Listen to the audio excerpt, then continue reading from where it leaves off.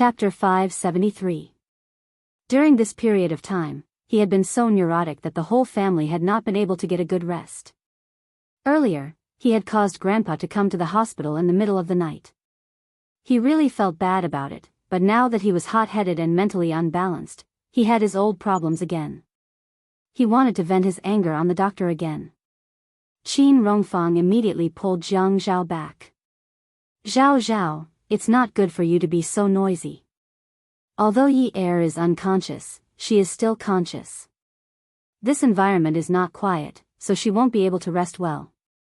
Qin Rongfang was wearing a jacket with buttons on the lapels. He was thin to begin with, so when he wore a silver-gray jacket embroidered with flowers, he did not look bloated. When it came to Jiang Zhao, he could only pull and persuade him as much as he could. If he really couldn't, he could only pretend to be sick and have a heart attack. Therefore, the whole family was counting on him, this old bag of bones, to subdue Jiang Zhao. He was able to subdue Jiang Zhao, but he was only making use of Jiang Zhao's respect and concern for him. However, the nurse who was changing Yi Er's bag unintentionally said, the moment Miss from the Liu family next door woke up, she didn't ask anything. She just asked, "Where's Sister Yi Er? Looks like she has a pretty good relationship with Mrs. Jiang." When Jiang Zhao heard this, he immediately quivered. He walked towards the door, pulled it open, and walked out. Although Min Hongxing did not wish to interact with Jiang Zhao, he could not openly oppose him. When Jiang Zhao heard what the nurse, Miss, said, he had the thought of asking Qing Su about what had happened. Qing Su was at the scene, so she would definitely have some clues. However, Min Hongxing did not give Jiang Zhao such a chance. His daughter had just woken up and needed a good rest. Her Yinyi had nothing to do with the family Min. It did not matter whether she was dead or alive. Min Hongxing, go out first. Qing Su was not used to her current state. She looked at Jiang Zhao, who was standing at the end of the bed, and wanted to sit up. However, she could not. Once she moved, her chest would hurt. It was so painful that she, who usually did not complain, frowned and felt terrible. "Qing Su," Min Hongxing quickly held down Qing Su, who wanted to move. He had long been used to Qing Su calling him by name. At first, he was unhappy and even sad, but later, he had no choice but to accept it. "Qing Su, you have to rest well now. The doctor said that you must not be agitated. Your lungs." Qing Su nodded and said impatiently, "I know, but I've been in a coma for so long that I've become moldy. Just let me have a good time. You should rest early. Don't stay by my side. You must be tired, right?" Min Hongxing could hardly believe that this was what Qing Su had said. Especially after that, she actually asked him to rest and asked if he was tired. Seeing Min Hongxing so emotional that he was crying, Qing Su said softly, "Dad, go out." Okay. Dad will go out now. Call me if you need anything. Dad will come back when you're done talking to Jiang Zhao." Qing Su said, "There are nurses. Go back and sleep." Min Hongxing was overwhelmed by his daughter's sudden concern. He was like a child who was flattered and at a loss. I know. I'll stay by your side and watch over you. I can rest assured." After Min Hongxing went out, Qing Su directly called out Jiang Zhao's name. "Jiang Zhao." Xia Qian always felt that she was older than Yi Er. She called Jiang Zhao because of Yi Er's identity. No matter what, she was still Yi Er's elder sister. She didn't call him brother-in-law because she didn't let him down. But Qing Su was just doing it out of habit. She wasn't good at flattering people, and she wasn't good at pleasing people either.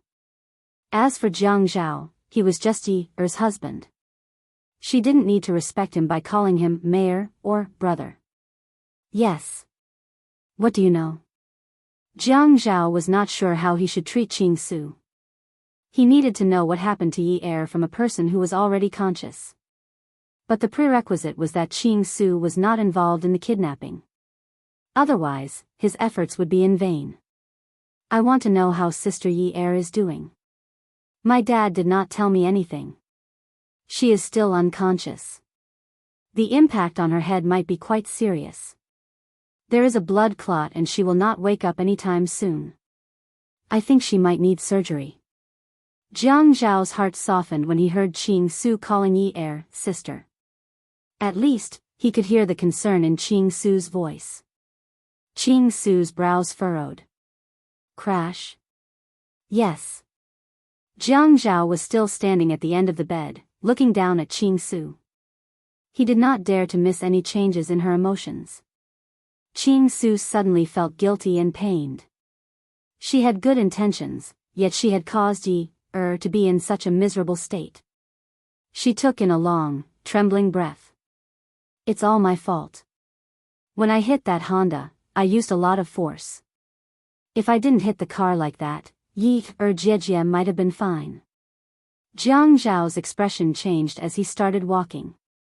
He didn't think that there was such a coincidence because he had seen the video of the person who kidnapped Yi. It was because it wasn't Lu Qing Su that he thought it was a coincidence. But now, Qing Su had admitted it herself. He was thinking, Yi had not woken up yet, so what right did this wretched girl have to wake up? He walked over to Qing Su's bedside in a few steps. Just as he was about to strangle this wretched girl to death, Qing Su looked up with her doll-like eyes. I was also anxious at the time. Sister Yi was in the Honda and did not come out, but I clearly saw her stretching half of her body out of the window. She must have been calling for me. Later on, no matter how I chased after the car, she did not come out. I was very anxious. At first, I thought it was you who was driving, but later on, I realized something was wrong. I was worried that something might have happened to her, so the only thing I could do was to take the man who was driving. Jiang Zhao was very tall. When he bent over, he froze in place. Usually, when he was working, he looked handsome even when he bent over. If Yi had been here, if Yi had been lying in bed, he would have bent over to touch her, hug her, or kiss her. He would have been gentle and affectionate. But now, he was frozen in place, not moving at all, as if he had been petrified. Looking at Qing Su, who was full of guilt as she recounted everything that had happened by the river, his eyes reddened, and he almost shed tears. No one would be like this. Other than family, they would give up their lives and forget about themselves. If he had been here at the time, he would have chased after her and risked everything to save Yi. That would have been the right thing to do. But Qing Su, the 17-year-old Qing Su, he did not know why she had risked her life to save Yi. She had even broken her ribs on the steering wheel and pierced her lungs. Fortunately, they had arrived in time that day. Otherwise, how could she have survived? But what was he thinking just now? He was gauging the heart of a gentleman with the yardstick of a villain. He was suspicious of everyone. Qing Su had just woken up and did not have much energy. Jiang Zhao bent over. She saw that his face was haggard. He looked different from when she had seen him before. His eyes were bloodshot. When he bent over like this, his face hovered above her head. She thought he was acting like this because he could not hear her clearly. And his gaze changed from anger to uneasiness. Did he hate that he could not hear what she was saying? She took a deep breath, wanting to speak louder and clearer. But when she took a deep breath, Yi Zi felt like her lungs were about to split open. When Jiang Zhao saw that Qing Su could not hide the pain in her eyes and that she was groaning in pain, he reached out to press the bedside bell. Qing Su, do your lungs hurt? Hearing Jiang Zhao's gentle voice, Qing Su nodded and then shook her head. I'm fine. I just need to rest for a while. Qing Su, I owe you a big favor. If you need my help in the future, I will definitely not refuse. Jiang Zhao could not say anything more out of concern. He felt that the best thing he could say now was to make a promise to the person who had saved his wife's life. Because the person who should have had his ribs and lungs broken should have been him. Qing Su and Yi were not related in any way. It was only right to repay a drop of kindness. If this were in ancient times, the whole family would have to kneel down and kowtow to thank their savior. What are you saying? Not only did I not save her, but I also caused her to fall into a coma.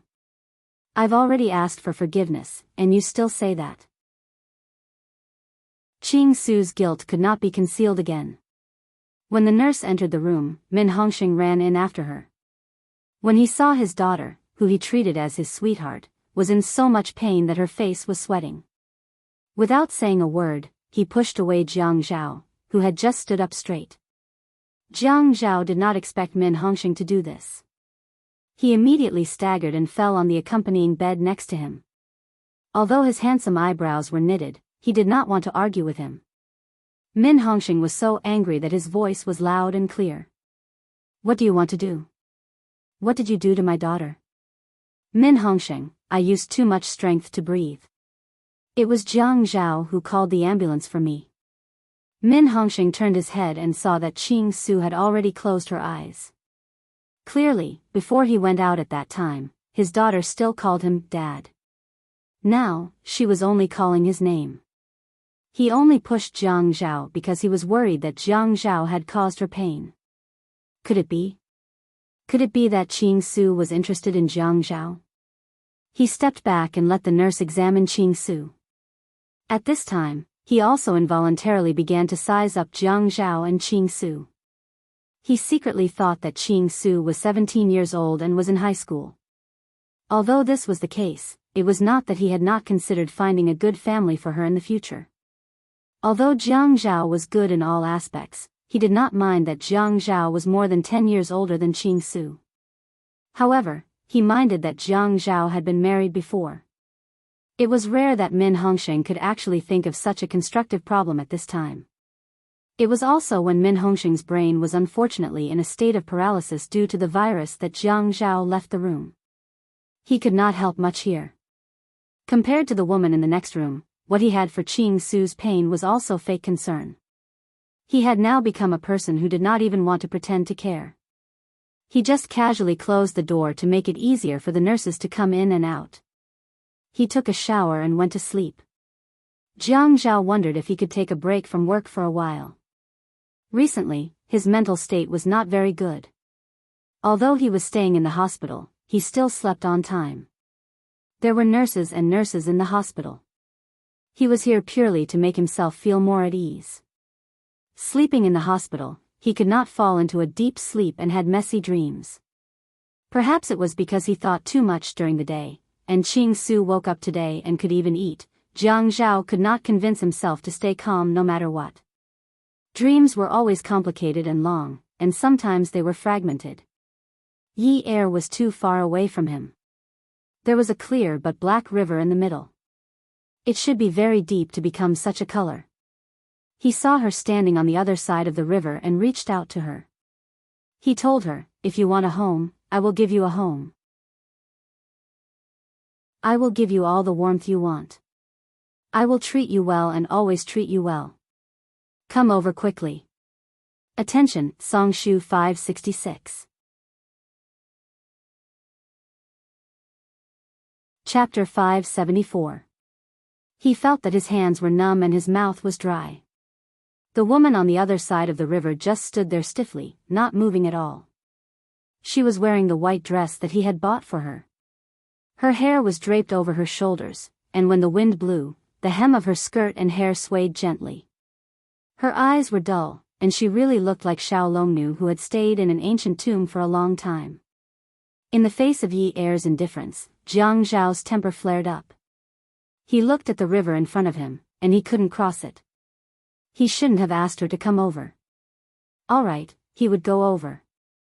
But just as he reached the river and was about to swim over, the woman on the other side spoke. When she spoke, her face was full of pain. "I don't love you. I don't love you. Don't come over. Don't come over." Before she even entered the river, it was as if she was drowning. He had said it countless times, and he had said it countless times to himself. Anyway, she didn't love him.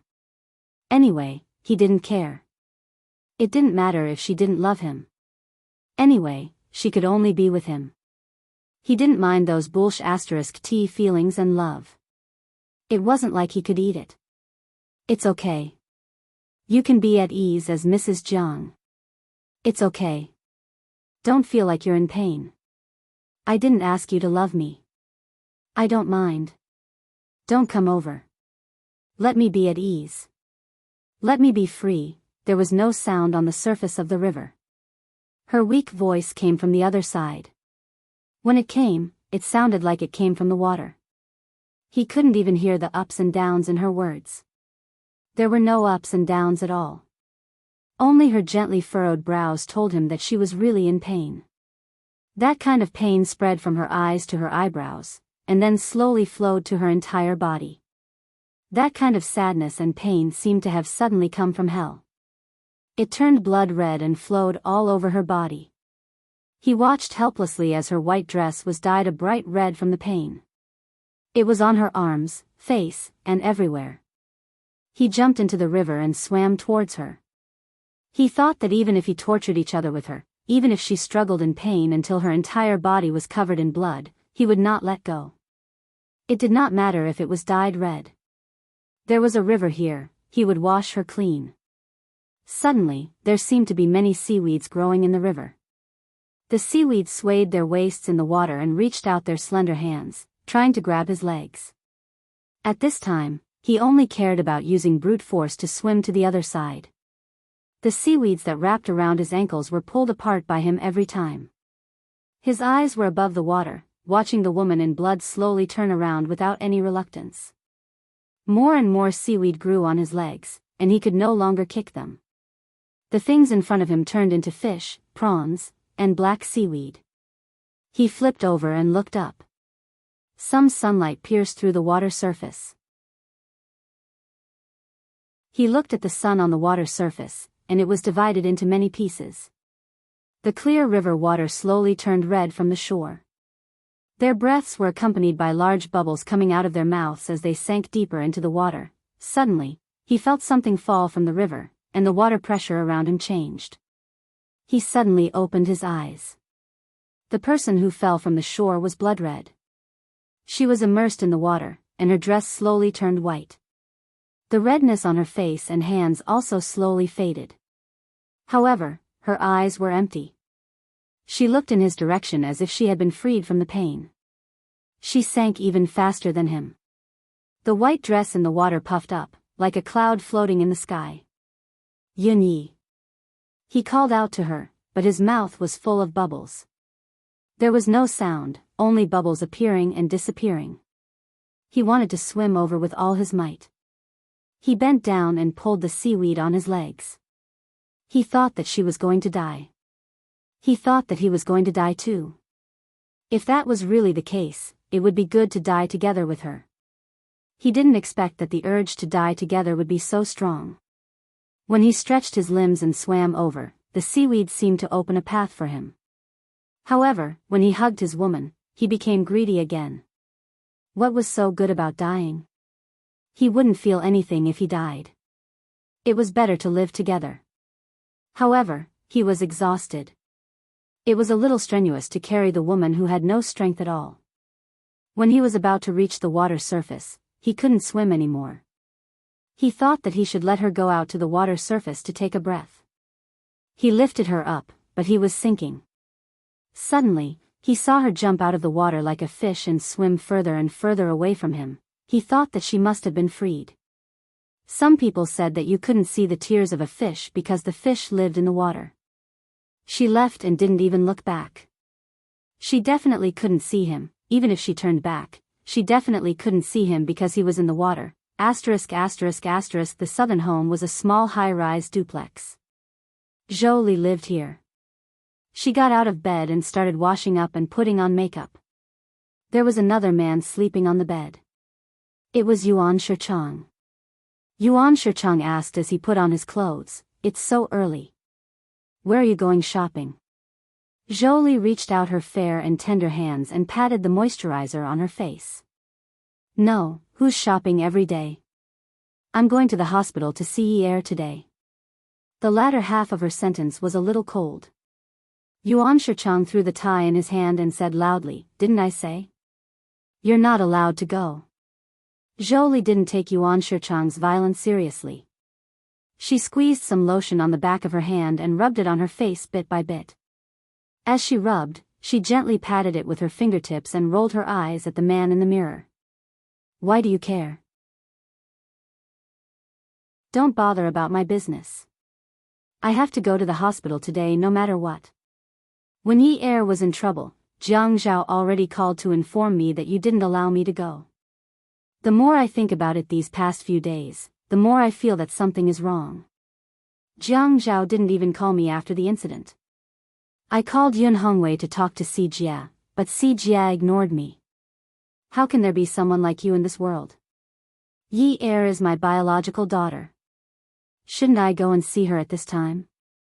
Zhou Li sniffled and pulled out another tissue. She closed her eyes and pressed the tissue against her face, wetting a small patch. Crying? What did I say?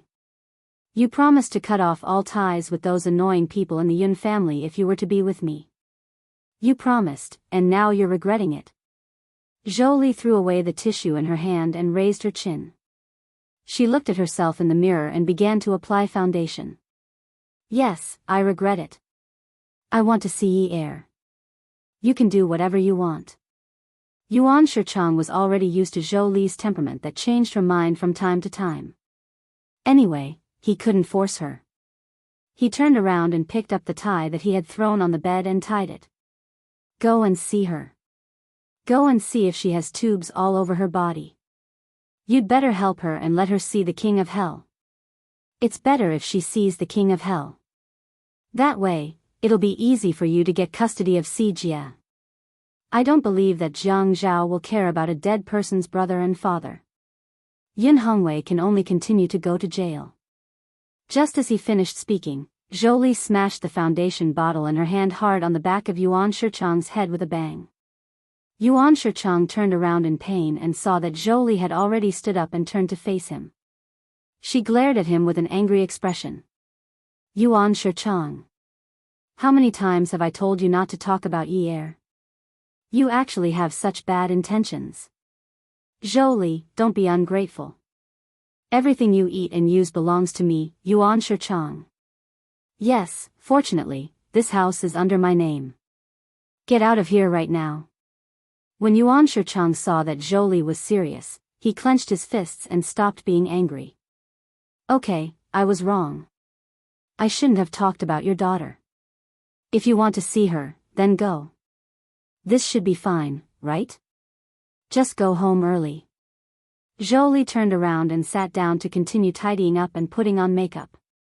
Yuan Shichang reached out and touched the back of his head. There was actually a big bump.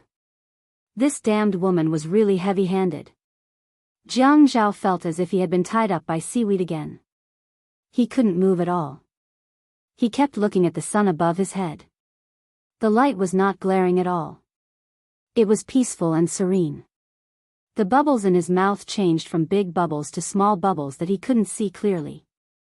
He only knew that it was difficult for him to move his chest.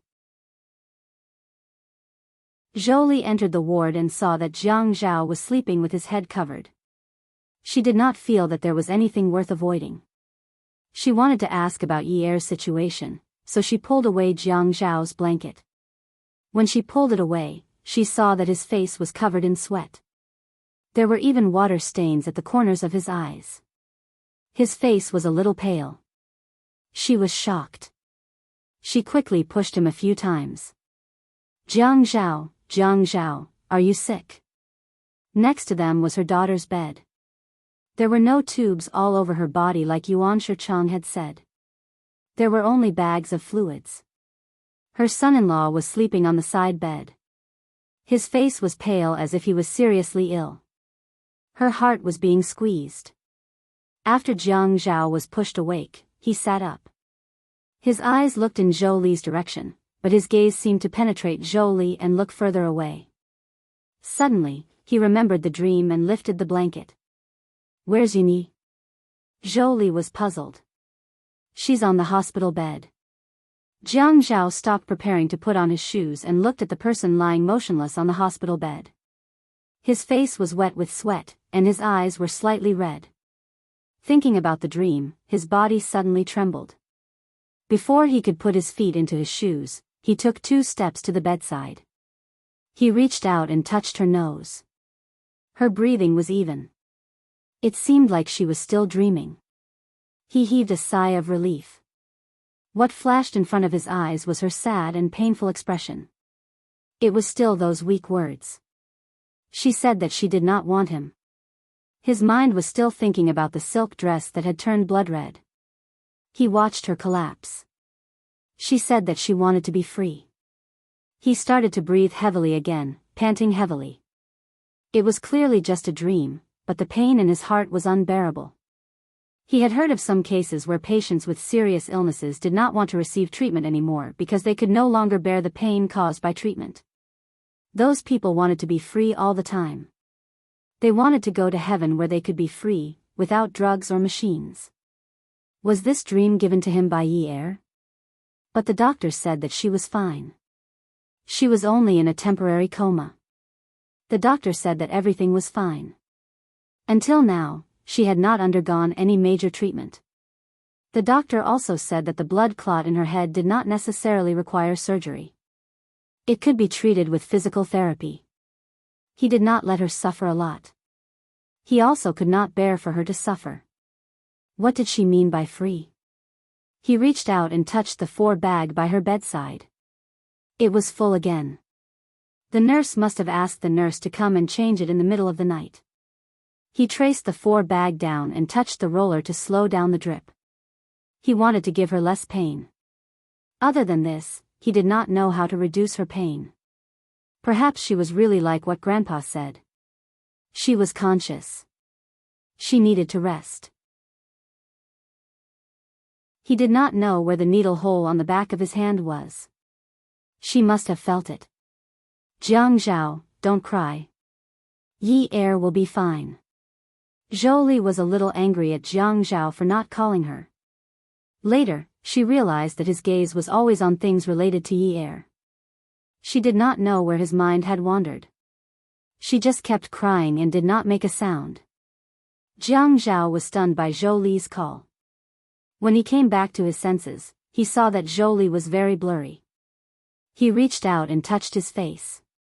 He did not know if it was sweat or tears. Awesome novel, Xinwu 799.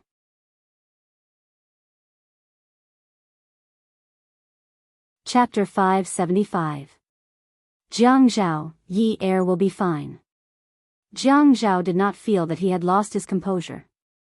He did not even glance at the radiant Zhou Li and coldly replied, okay. She turned her back, bent over, and wiped her tears on the blanket that Yi-Er was covering. She said angrily, I'm wearing such an expensive suit and yet I'm wiping your tears on your blanket. You're lucky that I'm wiping my tears on your blanket. It was as if Yi-Er was still awake at this moment. They were usually like this and could not help but say some nasty things. Jiang Zhao's indifference towards Zhou Li was not intentional. He really did not take Zhou Li seriously. In the beginning, he called Zhou Li and told her about Yi-Er's situation. Zhou Li agreed to come over to take a look, but she did not even respond. He called again to confirm, but in the end, she simply said that she had something to do. Forget it. It was good that she did not have a mother. He did not have to worry so much.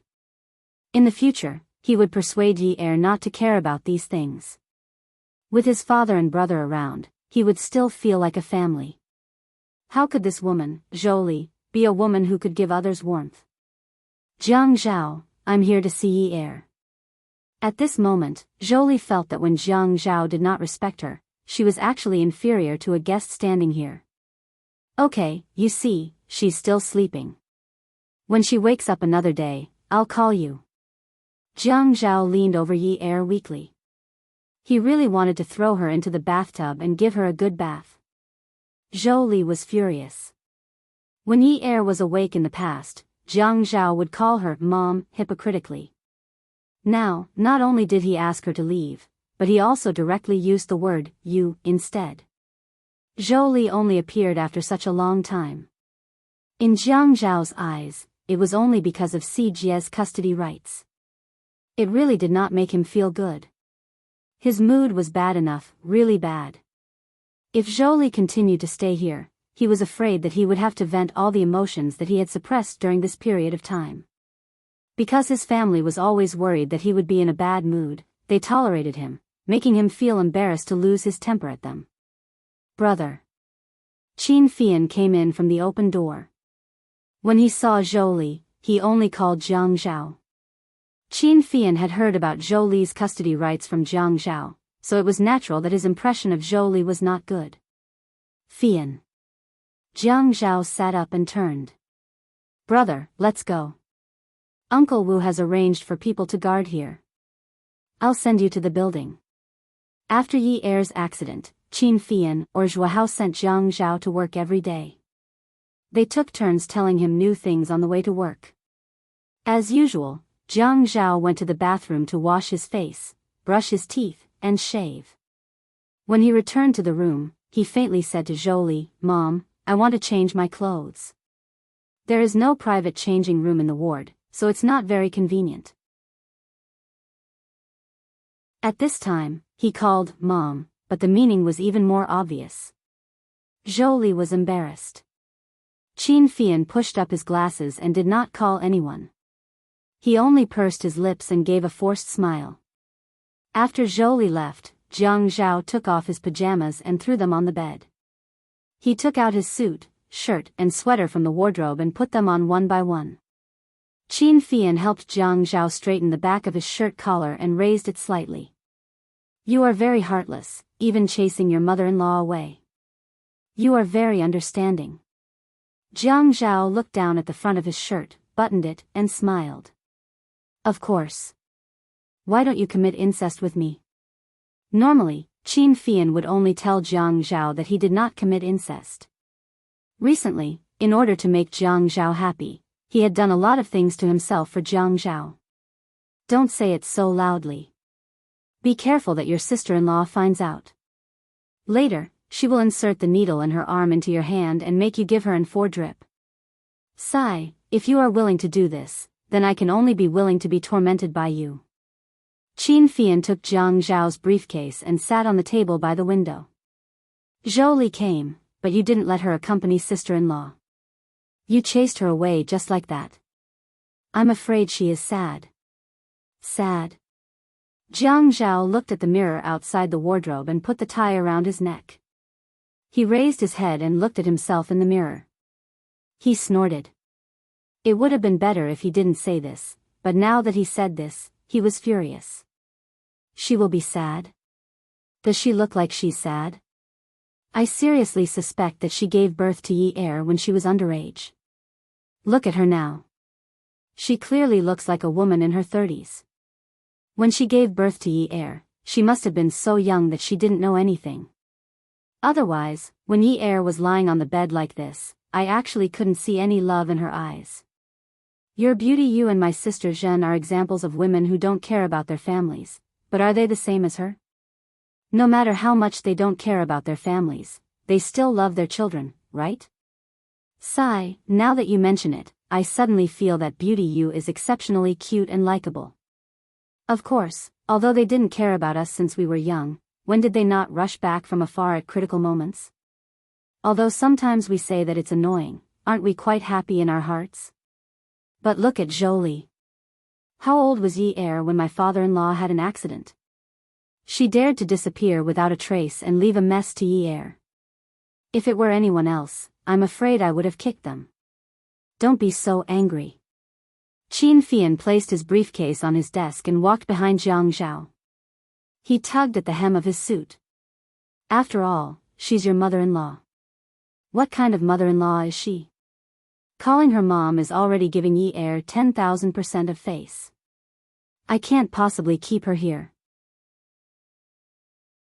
You didn't see it. Every time she sees Yi Er, she makes Yi Er so anxious that she cries. I can't casually throw the person on the hospital bed to her to agitate her. What if she starts drugging Yi Er the moment I leave? I have to be on guard against this kind of thing. It was only when he saw the helper at home coming over that Jiang Zhao gave Yi Er a kiss and followed Qin Fian out of the ward. After getting into the car, Jiang Zhao said, Fian, you actually don't have to send me off. I can get Lu Qing to pick me up. Qin Fian handed Jiang Zhao the breakfast in a thermos that they brought from home. Have some porridge. Today's porridge is made with red beans. Uncle Wu said that you should eat some red bean porridge in the morning. He didn't agree to let Lu Qing pick Jiang Zhao up. After all, Lu Qing was an outsider. He always knew that Jiang Zhao was very guarded against outsiders. How could he be as relaxed as him and Zhuo picking him up?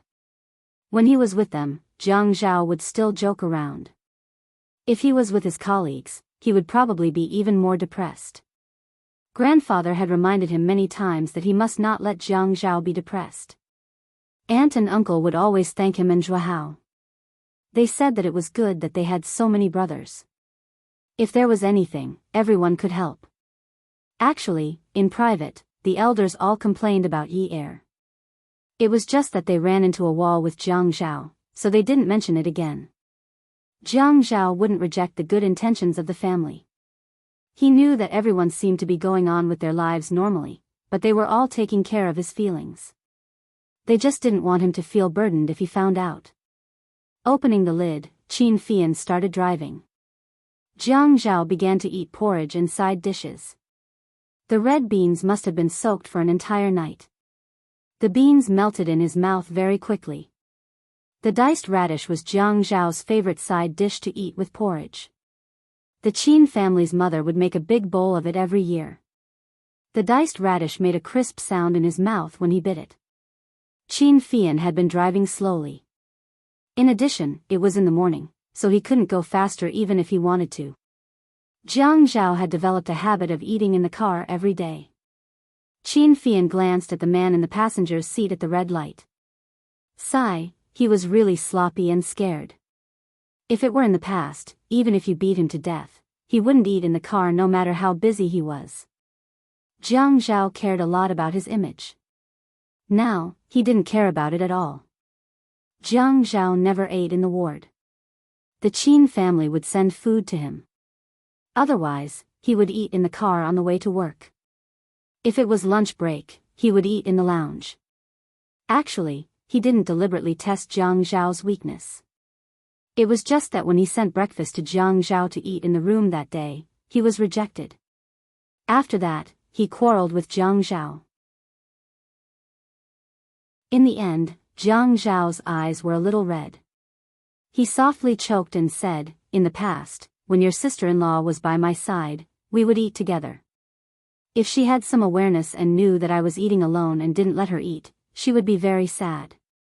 From then on, Qin Fian didn't bring breakfast upstairs anymore. He just threw it in the car. After getting in the car, he drove alone and ate breakfast alone.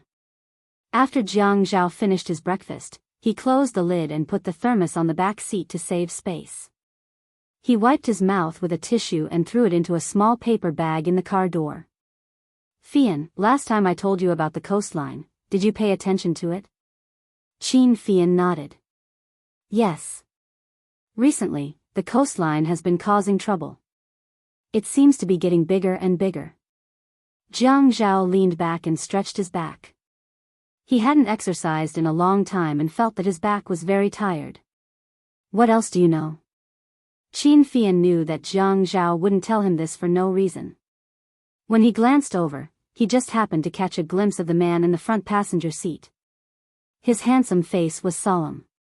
He knew that he must have some secrets.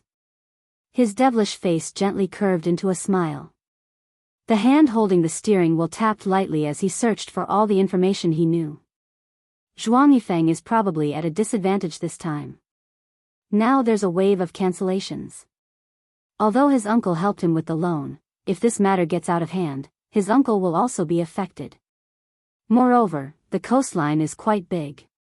It's almost equivalent to the sum of the buildings he built in the past. If this matter really gets out of hand, I'm afraid he can only auction the coastline. Qin Fian's tone was somewhat gloating. "What do you think of this matter?" Jiang Zhao crossed his arms and tilted his head, looking at Qin Fian with a sharp gaze. "Me? Haha." Qin Fian listened to Jiang Zhao's questions. He suddenly felt that although the incident with Yi Er was a big blow to Jiang Zhao, This guy's perception of the outside world was still very high. You want to eat it? Jiang Zhao's eyebrows were like knives, filled with a cold aura. Ad Xinwu 799.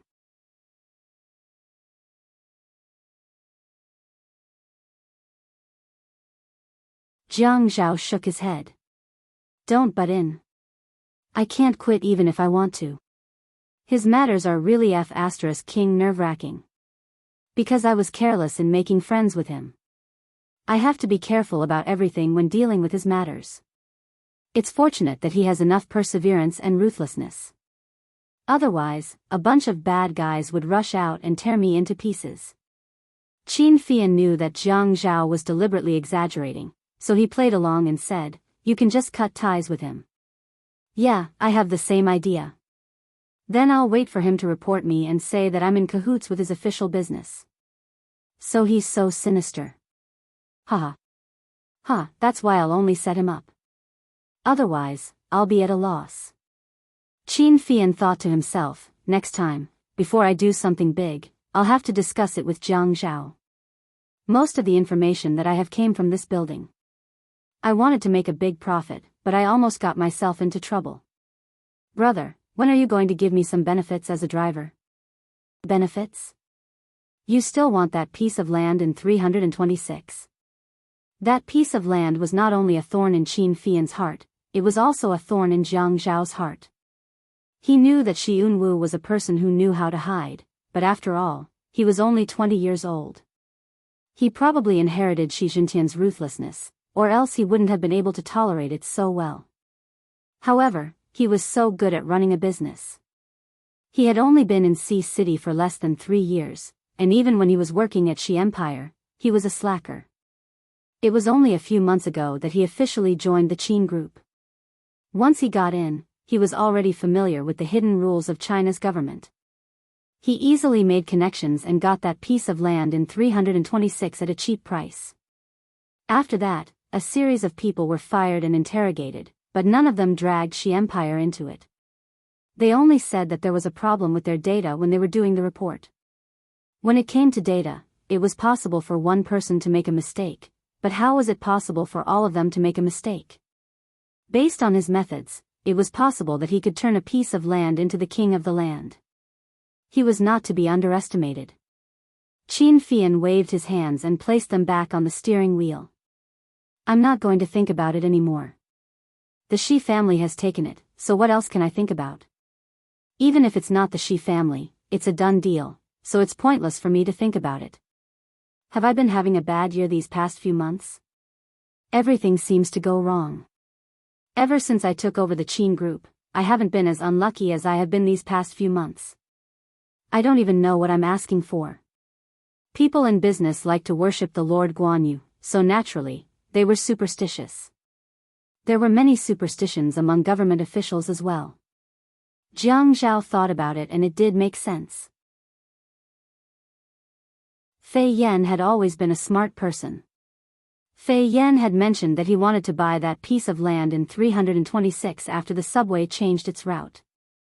Initially, he wanted to buy it for a cheap price to build a hotel, but then there was Xi Yunwu's conspiracy, so he was unable to buy it. The shoreline was a good place, but due to the complicated relationships between government officials and businessmen, he had to give it up. Fei Yan, why don't you go to Hong Kong and find a fortune teller? There's an 80% chance that something is wrong. Jiang Zhao paused. When the time comes, I'll go with you. I don't think things are going well for me either. Qin Fian nodded in agreement. Okay, when sister-in-law wakes up, we'll go together. After sending Jiang Zhao to the government office building, he turned around and left. As soon as Jiang Zhao arrived at the office, Lu Qing came over and said, "Boss, Dean Shen from the Procuratorate came looking for you. He's still in the lounge. I wanted to give you a call, but he said there was no need." He also said. Lu Qing stopped and smiled. Jiang Zhao was not in the mood to joke around. Joking with Fei Yan was a different matter. It was just to comfort a family member. What else did he say? Lu Qing shook his head and smiled helplessly. He said, "Since you're on time for work, if you dare to be late, he'll report you. He'll say you didn't show up or left your post without permission. When Jiang Zhao heard this, he couldn't help but laugh. I'll go invite him myself. Who knew that as soon as he said this, the office door was pushed open. Shen Kai was in a suit. When he saw Jiang Zhao, he smiled rudely and said, "Invite what? I'm here to catch the party atmosphere." "Yo, I'm not late. Looks like if I want to extort you, I'll have to work a bit harder." Beauty novel, Xinwu 799.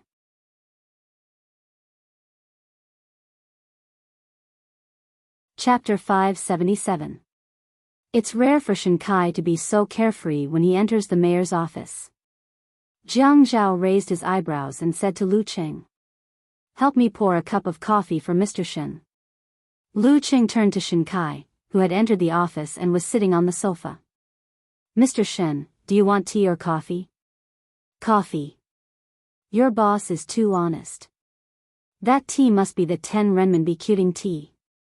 I don't want to drink it." Jiang Zhao smiled. "Qting tea is very good. It's detoxifying." Shen Kai immediately shook his head and said, "That won't do. I still have to keep the poison and fight poison with poison." Haha. Lu Qing placed the coffee on the coffee table in front of Shen Kai and left. Shen Kai shrugged. "Why did you come to work so early? It's not good to be so strict. You should give your subordinates a chance. If not, it will be too difficult for them to get promoted. You need to give this seat to them." Jiang Zhao walked to the reception area and took the cup of tea that Lu Qing had brewed for him. He sat opposite Shen Kai and said, "I will move my seat. You can go upstairs and find an empty seat for me." Haha. "You can't just pull me down and let you sit up." Haha. "It's hard to say." Shen Kai raised his eyebrows confidently. The corners of his mouth curled up into a smirk. He said the 2 words slowly. At this time, he held the coffee on the table in his hand. The tip of his nose wandered above the thick white porcelain cup. His eyelashes drooped, and his gaze fell on the white smoke curling up from the coffee. He inhaled and took a sip with enjoyment. He couldn't help but praise, "Very good coffee. Where did these beans come from? If it were made by a better coffee maker, I'm afraid the taste would be even richer." After saying that, Shen Kai took another sip. Jiang Zhao knew Shen Kai was trying to change the topic.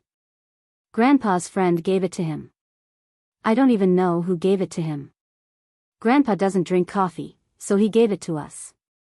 If you like it, you can have it. I usually drink a lot of tea." Haha. "That's not good. But I know you don't drink coffee.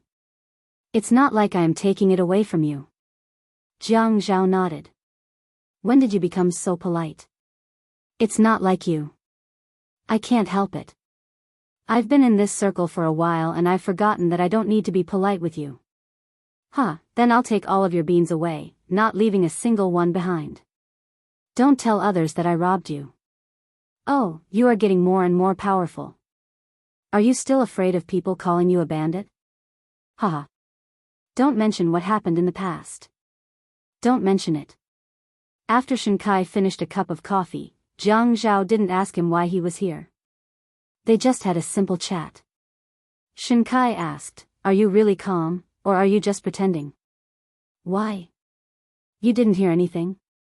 Jiang Zhao's eyes narrowed slightly as he asked, "What rumor?" Shen Kai placed both his hands on his knees, his 10 fingers drumming on his knees without any rhyme or reason. Right now, Yunshi Cheng's case has been brought up again and the higher-ups are paying attention to it. Furthermore, I specifically went to find out more about it and someone handed over the information. Yunshi Cheng's parole for medical treatment is more or less complete and his body has already recovered. Furthermore, the government's authoritative hospital will conduct an examination on his body. Furthermore, the matters of his previous business dealings have all been dug up. In business, how many of them are pure and simple? More or less, they will interact with each other. Otherwise, how can they survive? I feel that someone wants to kill him. You really didn't hear anything about this? Jiang Zhao's eyes narrowed again. Then, his brows furrowed. His originally relaxed posture became somewhat stiff. The things that appeared in his mind slowly emerged. I really didn't hear anything. You came to tell me about this, so I don't need to hide it from you. His thoughts were in a mess, but he still tried to organize them. He added, and you also know that the functions of the prosecutor's office are different from ours. On the surface, you guys are above the government, so it's normal that you know many things but I don't. What's more, this matter is related to my father-in-law. It's clear that someone is avoiding my line of sight to do this. How could I have known this information in the first place? Shinkai nodded, but he couldn't help but joke. You say that the prosecutor's office is amazing, but aren't they still enslaved by you guys? They are restricted everywhere. Jiang Zhao said.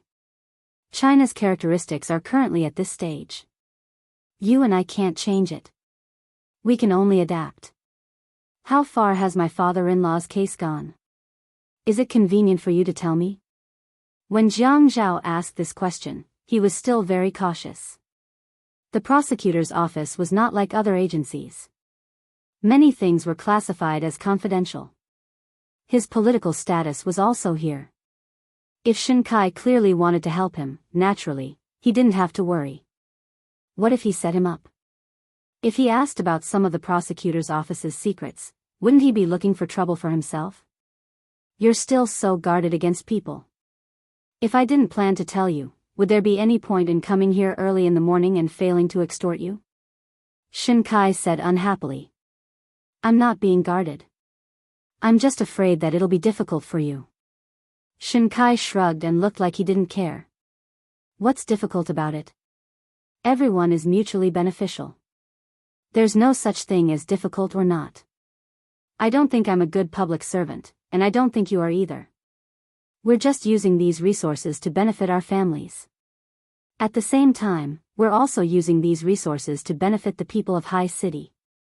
The biggest advantage is that we're not considered heartless officials. At the very least, we're in our positions and have done our jobs. So it's more convenient to tell you some things. You're also very easy to understand. Jiang Zhao admired Shinkai's straightforwardness. However, Shinkai wasn't someone who was like this to everyone. He would only negotiate with you as quickly as possible when he had a clear understanding of the other party's trump card. This was because there was no need to probe too much. Shinkai was a person who had very sharp eyes and was very efficient in doing things. Jiang Zhao asked, is there any way to salvage the situation? The hospital Yi Er was in was a high-end private hospital, so the servants were sometimes a little relaxed. After all, what could happen in a place like this? Everything has a meter display. His mother was sleepy at noon, so she lay on the table by the window to sleep. Not long after, she fell asleep. The door of the ward wasn't locked from the inside. A nurse in a pink nurse's uniform lowered her head and pushed a trolley into the room. This nurse looked taller than the average nurse. Although she was thin, her frame wasn't small. Her facial features were a little stiff, and she looked a little awkward. The two-tiered trolley stopped at the head of Yi Er's bed. The nurse glanced at the 4 bag. Although there was still half a bag of 4 fluid left, she removed the 4 bag with a cold look in her eyes. She placed the remaining 4 bag on a white porcelain tray in the trolley and hung the 4 bag from the other tray on the tray. After hanging the 4 bag, she looked at the woman lying on the bed, whose eyelashes didn't move at all. The corners of her mouth curled up ferociously. She reached out and touched the rollers to adjust the flow to the maximum. Then, she turned around indifferently and pushed the trolley out of the ward. His father was woken up by a series of clanking sounds. When he woke up, he rubbed his eyes. What's that sound? Then, he heard someone vomiting. It sounded like someone was in pain. When he turned around and found the source of the sound, he was scared half to death. Yi Er's eyes were closed. Her face was covered in fine beads of sweat. She kept vomiting and convulsing. What came out of her mouth was sticky white fluid. The fluid flowed down her cheeks and chin. Her hair and neck were all wet. There was also a large wet patch on her pillow. Her body probably moved because of the movement from vomiting. The floor stand beside her had fallen over. The needle on the back of her hand was bleeding. Her hand was hanging by the side of the bed. Blood dripped down. It was just a needle hole. Why was there so much blood? Was the wound strained by the needle? She quickly ran over to get a towel to clean up the vomit. As she shouted for the nurse, she took out her phone and called Jiang Zhao. When she called, she was trembling in fear. She knew that Jiang Zhao probably wanted to kill someone. Her voice trembled and sounded like she was about to cry. Young Master Zhao, it's bad. It's bad. Young madam is in big trouble. Jiang Zhao was talking to Shen Kai when his phone rang. He looked at the number and raised his phone gently. He said to Shen Kai, "I'll take this call first." Shen Kai raised his hand and said, "It's okay. You take it first." When the call was picked up, it was the familiar voice of his mother, but she was already crying. Young Master Zhao, it's bad. It's bad. Young madam is in big trouble. She's vomiting and convulsing. He just told Shen Kai that it was an emergency and ran out of the building. He went straight to the parking lot to get his car and rushed onto the road. As he drove, he called to ask about the situation. How long had he been gone? His hands held the steering wheel as if he was holding the neck of his mother. He always told them to be careful. How could she be so careless when she went to sleep without informing the nurse? A mother who had served the Qin family for 20 years was actually so careless. A person who was already unconscious was sent to the emergency room again. What kind of F***king life was this? Was this still a life for humans? He sucked in a long, trembling breath with all his might. Yin Yi, you're the F***king jinx in my life. You were born just to subdue me. Can't you just let me live in peace for a single day? Of all the people you could drug, you had to find me. Of all the people you could find to sleep with, you had to find me. I owed you in my past life. I F***king owe you. After he finished cursing, he punched the steering wheel hard. The loudspeaker raised its head to the sky and let out a long cry, expressing its owner's grief and anger. He owed her. That was why she tortured him like this. She tortured him so much that he wished he had never known her. If he had never known her, he wouldn't have to live in fear all day long. If he hadn't known her, he wouldn't have to be like this. He couldn't calm down and do anything. He was still so young. He could already see the end of his career. It was all because of her. She dragged down her family alone and almost dragged him down. But she was already about to drag him down, and he still F***king went to the dark side to solve a bunch of problems in her family. He owed her. That was why he was so stupid as to willingly jump into her fire pit. Now that he was burning all over, he still F***king refused to come out of the fire pit. He was already so miserable, but she still couldn't lie down properly. What did she want to do? She wanted to torture him until he went crazy. She would be satisfied. This D***MN woman. She would never let him have peace of mind. Jiang Zhao sniffed. He didn't care about the traffic lights. God must be joking with him. A person who only relied on nutrient solutions to stay alive was still in the emergency room? What a joke. He was already like this. Why was he still in the emergency room? He punched the steering wheel again. Just then, a pedestrian crossed the zebra crossing. Hearing the horn, he immediately retracted his foot that was about to run the red light. Jiang Zhao drove the car and rushed over the zebra crossing. He spat, "Are you colorblind?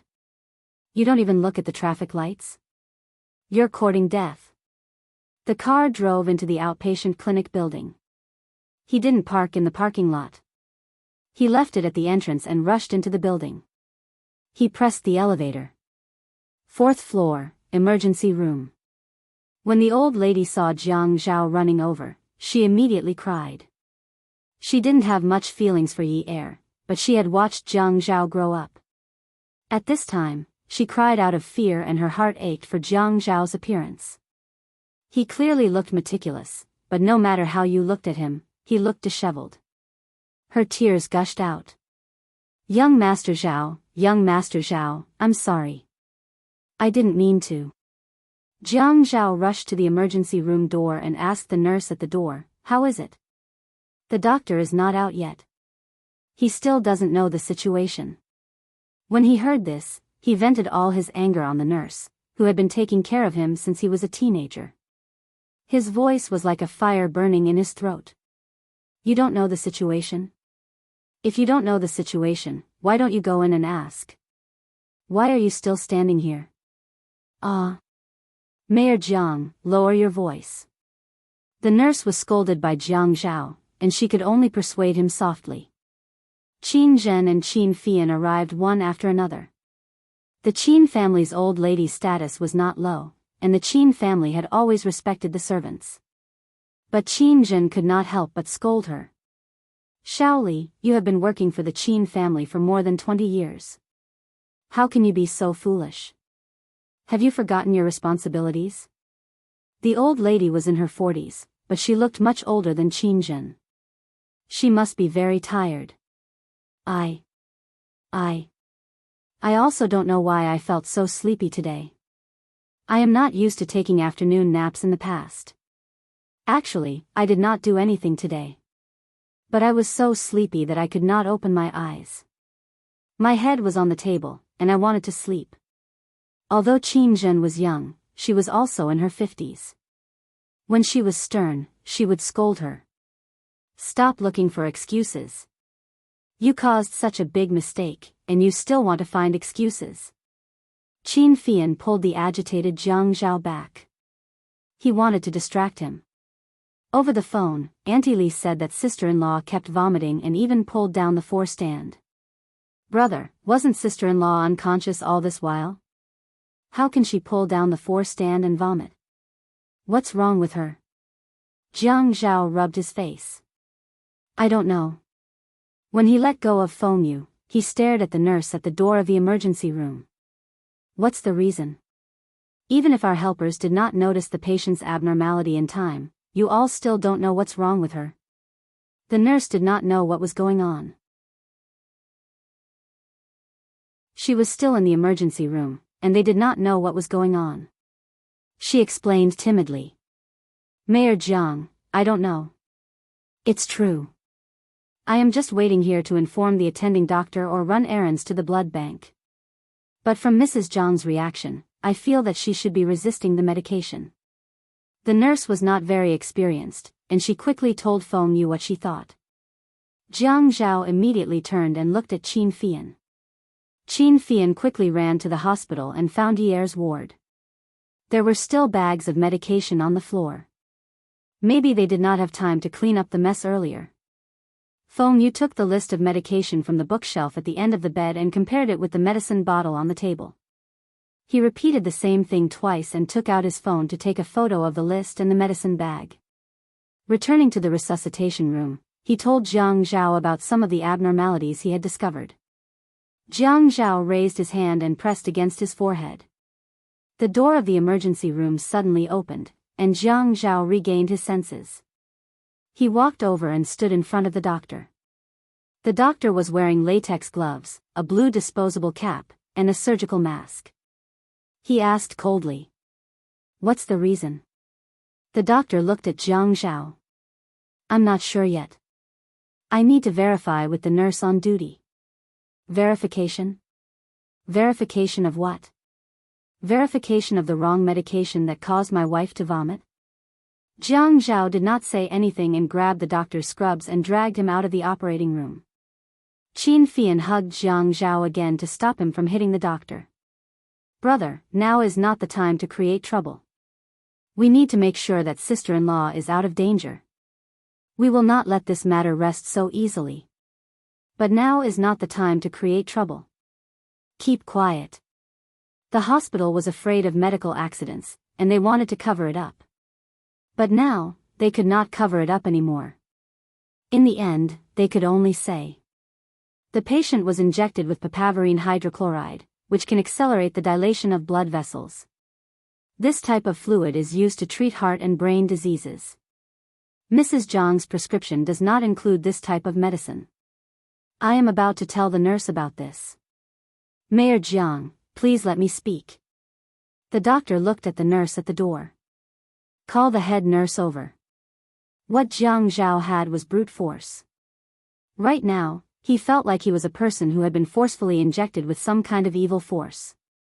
He could not control this kind of power, and if he did not vent it out, he would go berserk and die a horrible death. But Qin Fian also used his strength to control him. Mayor Jiang, Mrs. Jiang is fine now.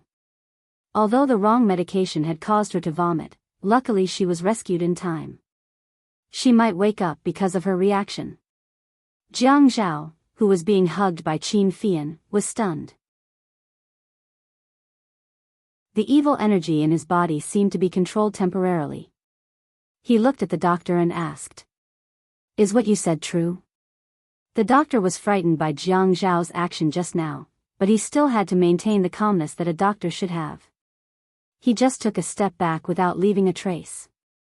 He was intimidated by Jiang Zhao's pressure and took another step back. Mayor Jiang, Mrs. Jiang had been injected with the wrong medication. This medication is used to dilate the blood vessels of patients with cardiovascular diseases. Using the wrong medication will cause the patient to reject the medication. But it was this rejection that caused the patient to have a strong reaction. This reaction might cause the patient to wake up. Just now, the patient could speak, and her limbs were moving. This means that she is no longer in a coma. Jiang Zhao was surprised when he heard what the doctor said. He was surprised that Yi Er was going to wake up. But the more he listened, the more he felt something was not right. What was wrong? The doctor seemed to be avoiding the main point. What did rejection mean? It was like a person who did not feel anything. If you gave her an electric shock, she would jump a little. Can this be considered waking her up? Jiang Zhao was angered by the way the doctor spoke. But Qin Fian did not want to let go. Qin Fian naturally wouldn't let go. There was already a doctor inside who was being treated. If they fought at this time and hurt a doctor, it would be troublesome. But when he turned his head, he saw Qin Jin holding her hand and looking at them with a cold face. She didn't say a word and didn't have any intention of persuading them. Qin Fian was puzzled. Was he being a busybody? Looking at his aunt's expression, she was letting Jiang Zhao to fight. Or was his aunt confident that he could handle this situation? She was like a mother who did not do anything for her son. This was her biological son. Her biological son was about to go crazy. How could she calmly stand aside and watch the show? Qin Jin met Qin Fian's eyes, raised her chin, and pouted. Let go? His aunt actually told him to let go. After releasing her, she immediately dodged to Qin Jin's side. Without turning around, she heard the sound of a fist hitting someone's stomach from behind. She pretended not to see anything. The young nurse went to inform the head nurse. Other than the few of them, there was no one else in the corridor. Aunt, what do you mean by this? Qin Jin sighed and glanced at her son who was hitting someone.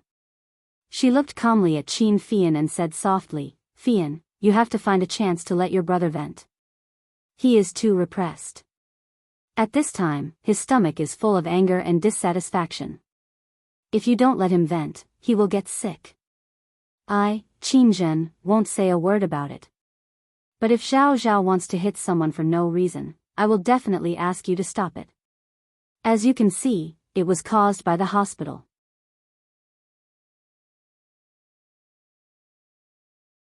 In the end, if something happened to Jiang Zhao, it would definitely be his fault as a brother for not knowing his limits. As an elder brother, his impulsiveness covered his rationality. As a younger brother, he should be clear-headed, right? As a brother, he didn't come out to help at this time. What was this? Well, in the end, it was all his fault. The moral integrity of the people in the high-end private hospital was so high. When they heard that someone was fighting and crying out in pain, no one came out to help. They really respected people's privacy. However, who asked this doctor to hold back and not dare to cry out loudly? He was so angry. He had to hurry to Hong Kong and find a fortune teller. Otherwise, he didn't know how long his bad luck would last this year. After pulling Jiang Zhao back, Qin Fian could only deal with the aftermath like an old mother. He pressed the emergency bell on the wall and waited for the nurse to come and pull the injured doctor away. Jiang Zhao shook his fist. Qin Fian asked, "Have you had your fun?" "No," Jiang Zhao said. "Then I'll spar with you tonight?" Jiang Zhao rolled his eyes at Qin Fian. "Sure, if I hurt you, beauty, you will definitely take a private plane back to take revenge for you. Then, she won't let me fight back. She said something about elders not being allowed to return their hands, right? What are you scheming, kid?" "Huh, so, let's go to the arena tonight to compete. I'm as free as you." Jiang Zhao's tone was unpleasant. Qin Fian could only give up. Forget it, he couldn't tease this guy. Actually, this fight didn't last long because the young nurse found the head nurse and brought him to the emergency room for only 3 minutes. When Qin Fian helped Jiang Zhao sit on the bench, the head nurse trotted over. Qin Fian and his mother were still standing far away. He thought to himself that he wouldn't fall for it this time. If the head nurse came over and Jiang Zhao blamed the head nurse for the medicinal liquid incident, it would be troublesome. How many punches could a woman take from Jiang Zhao? He should have known long ago that this aunt had always been a black-bellied person. She said such sad and tear-jerking words, but in the end, she even acted as a good person. The responsibility was all on him, Qin Fian. He didn't know if there was anyone in the Qin family who was truly pure, except for Feiyu. The purest Feiyu wouldn't be like these guys. The head nurse helped the doctor stand up. She looked at Jiang Zhao's action of shaking his hand and thought about what the young nurse had said to her along the way. She immediately understood. As soon as Jiang Zhao stood up, Qin Fian immediately put his arm around his shoulder like a brother, in case Jiang Zhao really hit the head nurse. Soon, someone came over to help the injured doctor away. The doctor refused to admit that he had been hit by Jiang Zhao. Qin Fian let out a sigh of relief. It was good that the doctor knew his place. Otherwise, although it would be more troublesome to deal with later, the doctor wouldn't be able to say anything good. When Xia Qian and Qiu Xiaoya arrived, Jiang Zhao was coldly questioning the head nurse with a dark expression. "How did you manage the distribution of the medicinal liquid? How could my wife's bag be wrong?" Jiang Zhao's voice grew louder as he spoke. "You're holding a fresh life in your hands. Don't you know that you're disregarding human life by simply giving it to the patient? My wife was already unconscious, and all of you gave her the medicinal liquid meant for people with cardiovascular problems. What's wrong with that?" She was so agitated that she vomited, and her blood was flowing rapidly. "Is this considered as having a reaction? All of you are trying to kill her. Mayor Jiang, please calm down. We will definitely find a solution. Furthermore, this matter has not been investigated thoroughly, and it's not right for you to jump to conclusions. The patient's condition is not good, and anything can happen. We are a hospital, and our job is to save lives. But we cannot guarantee that everyone who enters the hospital will be discharged safely. But our hospital will do a report and give you a satisfactory answer." The head nurse was a little self-righteous. She also used the official tone that a hospital should have. She could have used a softer tone, but her tone and choice of words were clearly a little sharp. Besides, she also had relatives in the municipal party committee. What was she afraid of? Qin Fian held on to Jiang Zhao, whose veins were twitching. But he did not hold back Qiu Xiaoya, who had just walked over from behind. PIA, a slap landed on the head nurse's face. The head nurse immediately covered her face. This was a private hospital, and anything could happen. But this woman in front of her had slapped her, and she did not dare to slap her back. Qiu Xiaoya was wearing a pair of 8-inch high heels, a short black silk skirt in winter, and a coat over it. Her fashionable black satin short hair was tucked behind her ears, revealing a charming face. Her expression was cold as she crossed her arms in front of her chest and snorted. What did you say? Who are you saying is jumping to conclusions? Even I, who had just arrived, know what happened, and you are still saying that this matter is not clear? Tell me, what should I do to make this matter clear? You said that the patient's condition is not good, so anything can happen to her? Is it normal for her to vomit after receiving the wrong medicine? Attention, Songshu 566.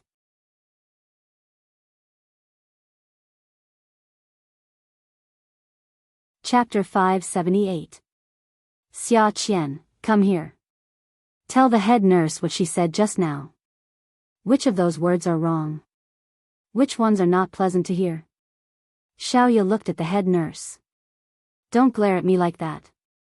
Don't try to reason with me. I don't want to reason with you right now. If you have the guts, try and slap me back. Xiaoya didn't know why she was so angry today. Perhaps she really hoped that the head nurse would be proud enough to slap her back. She really wanted to know if that person would rush out to avenge her if she was slapped outside. Sigh, what was she thinking? Qin Fian was stunned.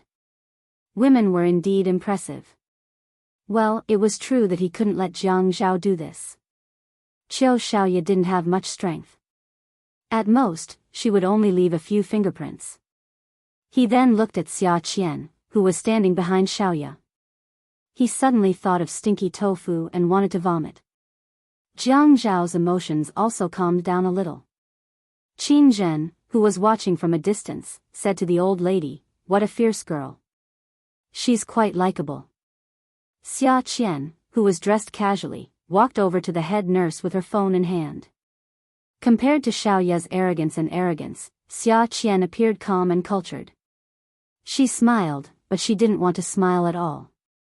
She couldn't smile. Just now, she happily ran to the ward to look for Yi Er, only to find the room in a mess. Ever since Yi Er's accident, she and her sister came over almost every day to check on Yi Er's condition. Although she hadn't changed for the better, at least she hadn't changed for the worse. Yi Er had told her that she used to be very good at dancing and had won a few awards. Although they had never seen Yi Er dance properly after they started hanging out, she still believed that she had the talent. So every time she came over, she would bring her some songs to listen to. However, she was afraid that Jiang Zhao would say that she was meddlesome, so she always chased Jiang Zhao out of the ward. When she was alone with Yi Er, she would put her MP3 earphones into Yi Er's ears and put one in herself. At this time, she could fully display her ability as a host. She would listen to the music while telling Yi Er a story. At which part of the music, Liang Shanbo discovered Zhu Yingtai's secret? At which part, Liang Shanbo died? When did he turn into a butterfly? She always felt that she had the ability to help Yi Er wake up faster. Yi Er was a lonely person. She knew that Yi Er needed friends. She had always known that Jiang Zhao did not like her in the past, but Yi Er would always protect her image in front of Jiang Zhao. Perhaps this was what friends were like. Yi Er was kidnapped and injured. Although the people outside didn't know, she still knew. As Yi Er's friend, she hoped that Yi would get better soon. During this period of time, she came over almost every day, but the person lying on the bed was gone. When she asked the nurse, she was told that the patient had been sent to the emergency room for a while. She was anxious and angry. She did not believe it at first. How could it be? A person who slept like a pig was sent to the emergency room. She felt that if her thoughts continued to drift, she would be so angry that she would hit someone like her sister. That wasn't very good. Hitting someone was wrong. Since someone had become the bad guy, she could only step out and be the good guy. She suddenly felt that she was very smart at critical moments. She wasn't stupid at all. She looked at the head nurse and smiled politely. "I'm sorry, my phone was recording just now. You said that you did not investigate this matter clearly. But from what we heard from Mayor Jiang, we know that your hospital had used the 4 solution for the cardiovascular patient as a nutrient solution for the unconscious Mrs. Jiang. This is the truth. If you say that this is not the truth, then Mayor Jiang is slandering your hospital. What do you think? Is Mayor Jiang telling the truth or slandering your hospital? The head nurse was stunned. She did not dare to say anything. This was a recording. Who were these people? She knew Qiu Xiaoya. She was a famous fashion designer. These few years, she was very arrogant in high city. No one knew who was backing her. But who was this Xia Qian? If she admitted that this was the truth, it would mean that there was a medical malpractice in the hospital. But if she denied, it would be slandering Mayor Jiang. The head nurse felt that she was in a difficult position. You can't just listen to one side of the story. Xia Qian continued. You think that Mayor Jiang is only telling one side of the story? Are you saying that he is slandering you? He is now a patient's family member. No matter if he is questioning you, you should not reply to him with that attitude. Don't say that his wife is in trouble. Mrs. Jiang is also our friend. When she heard your explanation, she was also furious. My sister said that what you said is not right and not nice to hear. From my point of view, what you said is not right and not nice to hear. The head nurse was not afraid of Jiang Zhao earlier because she felt that she had relatives in the municipal party committee, and Jiang Zhao would not dare to do anything rash. But now, these two girls were making her speechless. She did not know how to answer them. If she did not answer them, it would mean that she was admitting to it. No, she cannot stay here any longer.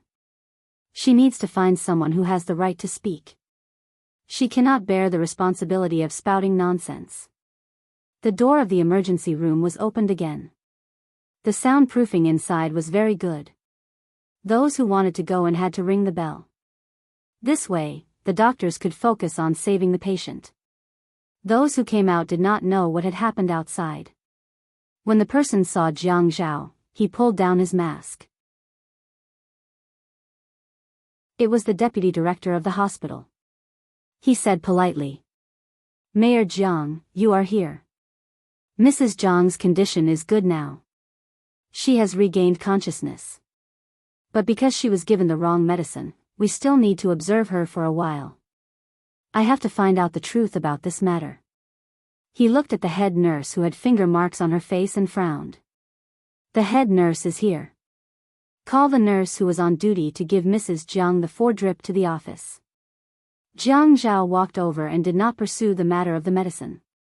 He asked the deputy director, she's awake? Is it similar to the final radiance of the setting sun? When Xia Qian heard this, her heart skipped a beat. She looked at Xiaoya in panic. Xiaoya pulled her hand. Don't worry. Xia Qian's friend must be a cat with 9 lives. Sister, you should speak more pleasantly during this period of time. Xia Fian followed beside Jiang Zhao, who was thinking too much. He asked the deputy director, when will the situation be stable? We will send the patient back to the ward later. You can go and prepare some porridge for the patient. She can drink it today. Jiang Zhao was happy. He could not help but laugh foolishly. Finally, Yi Er could drink porridge. There were no other wards on this floor. It was very quiet. Sometimes, it was so quiet that there were echoes. Qin Zhen heard it clearly and immediately pushed her mother. Shaoli, hurry up and go back to prepare. Hurry up and make up for your mistake. Her mother ran away quickly. As she ran, she said excitedly, I know. The deputy director retreated again and closed the door of the emergency room. Jiang Zhao looked at Xiaoya and said gently, Xiaoya, why are you here so early today? Xiaoya smiled. Luo, Qian, she insisted that she heard a very good piece of music and that she could dance a very elegant tango dance. She said that Yi Er likes to dance. Every time she comes over, she would play some music for Yi Er. It's good for Yi Er's recovery. The music she played before was relatively light. She had never tried the tango dance before. Maybe Yi Er would not be able to help but kick her feet when she heard it. She thought that since she had to come over every day, she might as well come earlier today. Who knew she would run into this? Jiang Zhao's heart ached. He reached out and patted Xia Qian's shoulder. Qian, you're so considerate. Xia Qian shrank back. She scratched her head. Jiang Zhao, don't be like this. The way you talk to me these days is so nice that it makes my hair stand on end. Do you have masochistic tendencies? Qin Fian could not help but spit. His beautiful phoenix eyes looked at Xia Qian with disdain. You feel uncomfortable just because I'm nice to you. Xia Qian sighed. If it were not for the fact that the current atmosphere was not suitable for a fight, she would have kicked Qin Feifang. Forget it, she would not kick him. He was so beautiful. If she kicked him, it would make it seem like he did not know how to be gentle with women. Xia Qian shamelessly walked over to Qin Fian. She knew that Qin Fian was afraid of being touched by women. At least, every time she touched him, his whole body would tense up and he would be abnormally vigilant. However, the more vigilant he was, the more excited she became. With this thought, she took the opportunity to fall into his arms. She reached out and hooked her arms around Qin Fian's neck. In a coquettish voice, she said, "Then be nicer to me. If you're nicer to me, maybe I won't be so creepy. I'll be flattered." Qin Fian suddenly pulled Xia Qian's hand away and took a step back. "You pervert, stay away from me." Xia Qian stumbled and almost fell to the ground. Xiaoya hurriedly ran over in her high heels to support Xia Qian. She glared at Qin Fian. "Are you a man? You bully our Qian all the time. What's wrong with leaning on you? Are you made of gold? Can't I touch you?" After scolding him, she snorted. "You're so annoying." She first scolded Qin Fian, then scolded Xia Qian in a low voice. "You can tell me what kind of man you like. At most, you'll have to spend money. I'll treat you like a master. Do you have to suffer like this? What kind of man can't you touch? Why must you touch someone like this?"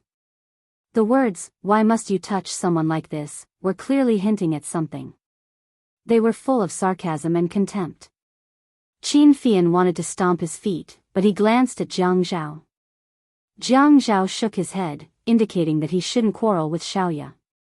Jiang Zhao didn't realize that ever since Xiaoya and Xia Qian arrived, he had unknowingly relaxed a lot. The door to the emergency room opened for the third time.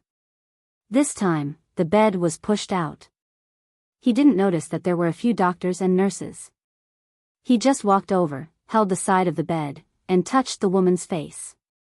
He watched her mouth open and close. When he heard what she said, he burst into laughter. He reached out and pinched the tip of the woman's nose. "Are you a pig? The doctor said you can only drink rice soup. I want to eat meat. I vomited so much just now." Jiang Zhao didn't expect Yi Er to mumble this over and over again. Although he was a little disappointed that the first thing she asked about when she woke up was not him, he was relieved that she wanted to eat. It was good that she woke up. At least she could tell him what she was thinking. "Are you a pig? The doctor said you can only drink rice soup. Come and see." Hongcha 866.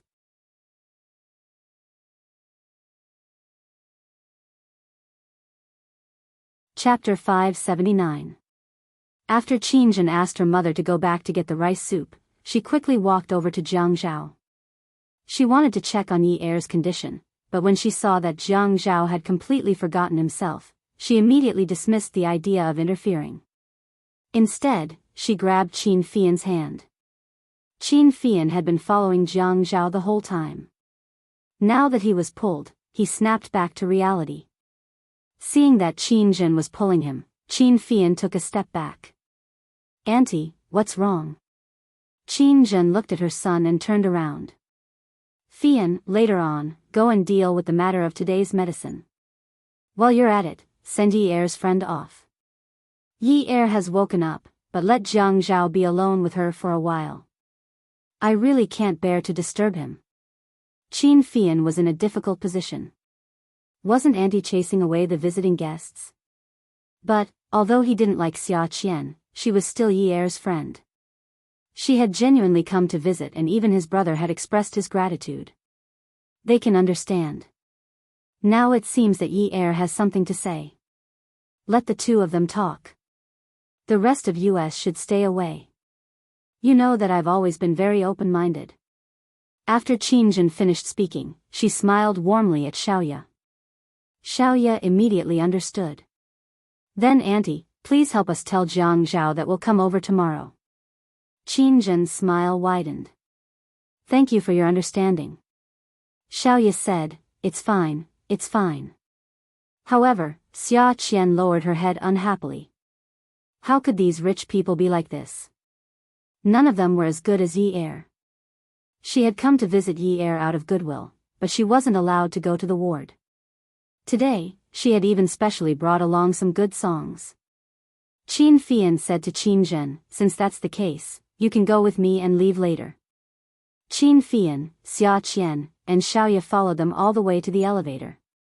They watched as Qin Zhen and Jiang Zhao pushed the hospital bed into the elevator and waved at them.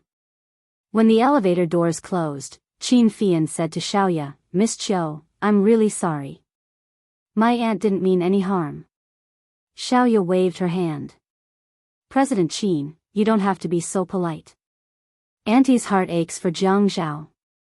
Yi Er has just woken up, so we really shouldn't disturb her. There are some things that are inconvenient for people to say when we're around. She didn't mean to be polite at all. She really did think so. Looking at Jiang Zhao, he knew that they had endless things to talk about. Qin Fian clenched his fists. Don't call me President Qin. Just call me Fian. That man with the surname Qin really suffered a loss as a boss. Once he called him that, he became an affectionate person. Huh, okay, Xiaoya replied. Sis, are we really leaving? Yi Er hasn't even listened to the song that I brought. Xia Qian was still a little unwilling. She didn't hear what Qin Fian said at all. She only thought that her thoughts hadn't been verified yet and was very conflicted. You child, don't you know what it means to be a third wheel? Xiaoya reached out and poked Xia Qian's forehead. Jiang Zhao's mother was already so old, yet she understood this principle. She even knew to send people away so that her son's hurt heart could be comforted. How could this young woman be so ignorant? Was she going backward the more she learned? Xia Qian lowered her head and rubbed the part of her head that Xiaoya had poked. I know. Let's go. Yi Er is now being forced to choose the opposite sex over her humanity. I don't blame her. If Yi Er was awake, she definitely wouldn't do this. Even if she hid from Jiang Zhao, she would still hang out with them. Yi Er was very loyal. If you're good friends, you have to give them some space to be alone. Why are you blaming her? Really? Xiaoya reached out and pressed the elevator button. While waiting for the elevator, she said to Qin Fian with fake politeness, Young Master Fian, you can go do your own things. Xia Qian and I will leave first. After all, the few times they met, they got along with each other with some hostility. She couldn't just ignore it because of a little reason. The fake politeness was also because Qin Fian expressed his goodwill first. She wouldn't call him Fian so intimately.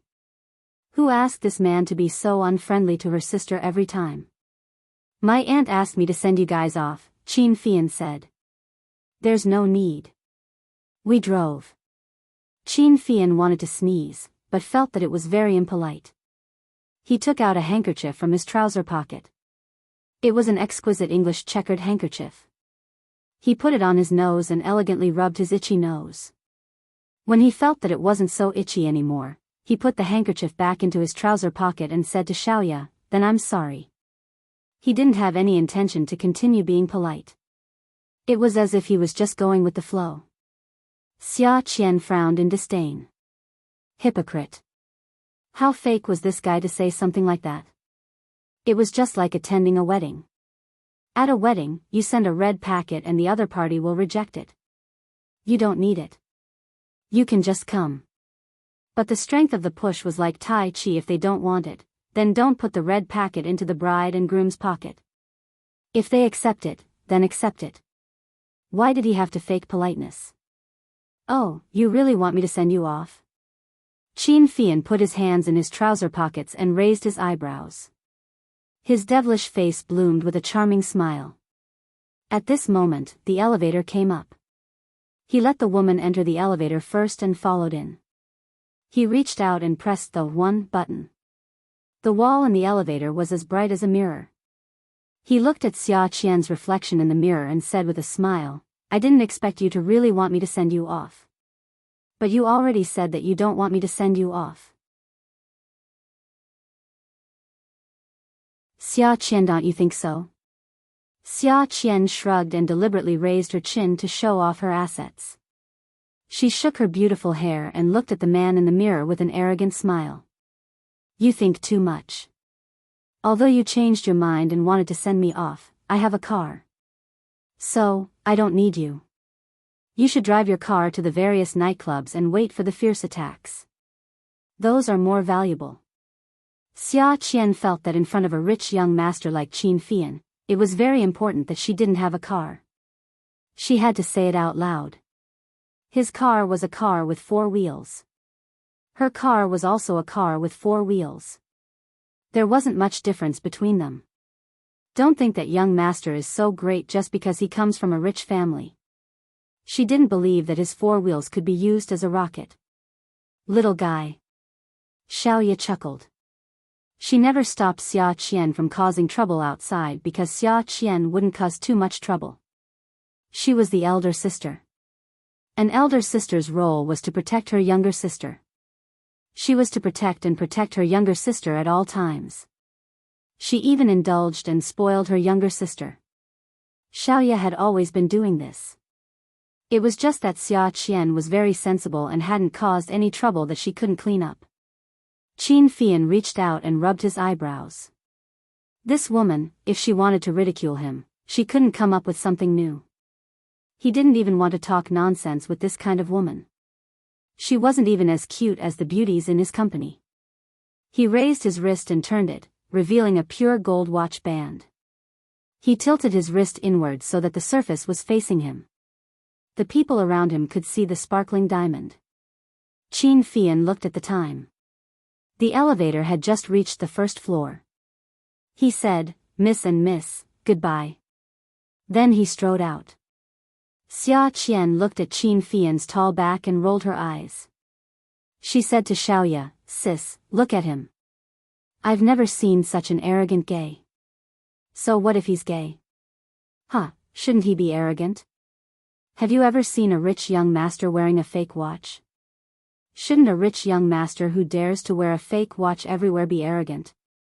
I don't think there's any young master in Haiqing who dares to wear a fake watch so confidently like him. Xiaoya couldn't help but look at Qin Fian's back and sigh. He clearly looks like a bottom, but look at the way he walks. He's not bashful at all. He's confident and at ease. His steps are powerful and steady. He's clearly a top. I feel like I'm falling apart when I look at him like a bottom. Xiaoya hooked her arm around Xia Qian's arm and lifted the collar of her coat. They were about to leave the hospital and there was some wind blowing in. She had to hurry to the car and turn on the air conditioner. Clothes were supposed to be beautiful and moving. If she stood in the wind for too long in the winter, she would probably only be beautiful and cold. Top or bottom? This was Xia Qian's favorite topic. She even felt that this was a topic with great academic research value.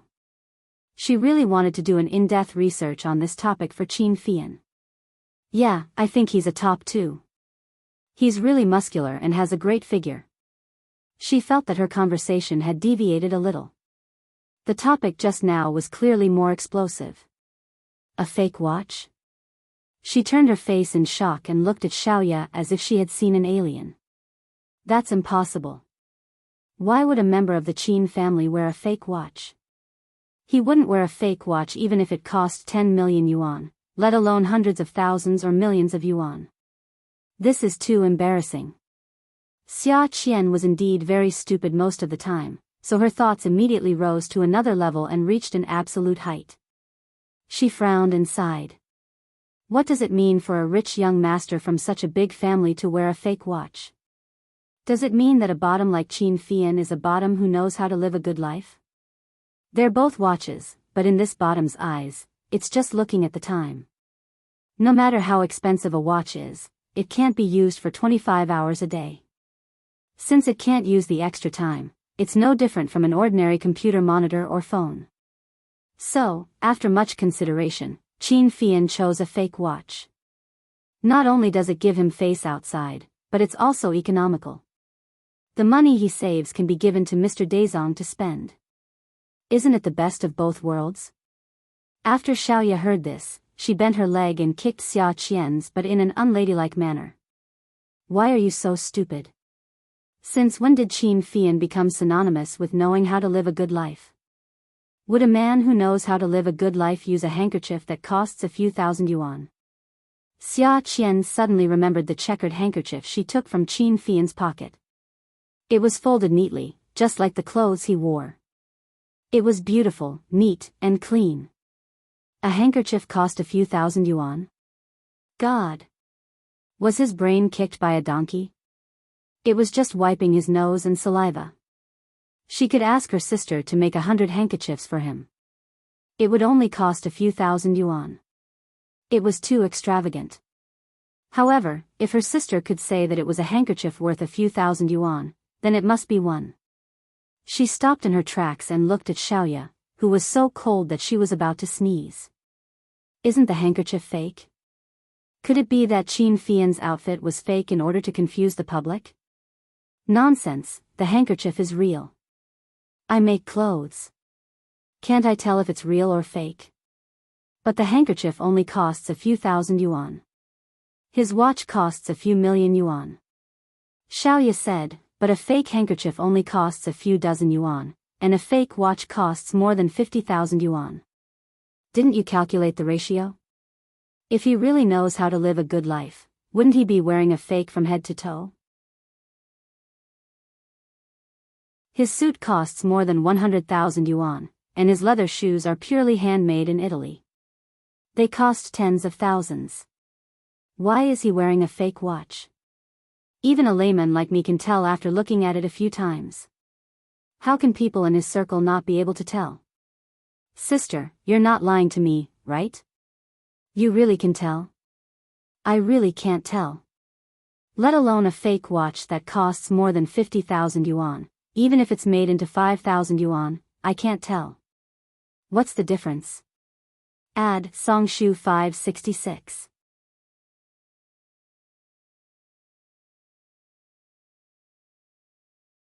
Chapter 580. Of course, Xiaoya wouldn't tell her that the watch was a limited edition. It was an old model from more than 10 years ago. Mechanical watches wouldn't depreciate. Zhuang Yichen liked it so much that he paid a lot of money for it. If Zhuang Yichen's watch was real, then Qin Fian's watch must be fake. However, Zhuang Yichen and Qin Fian were close friends. Wasn't it embarrassing for Qin Fian to wear a fake watch in public? Your sister works in the fashion industry. Of course, I have sharp eyes and quick senses. I can tell if it's real or fake at a glance. Xia Qian coughed awkwardly. She discreetly lifted the Louis Vuitton handbag to her side and slowly walked towards the parking lot with Xiaoya. However, her fingers were sweating profusely from holding the handbag. Xiaoya didn't notice Xia Qian's small movements. She let go of Xia Qian's arm and walked towards her car.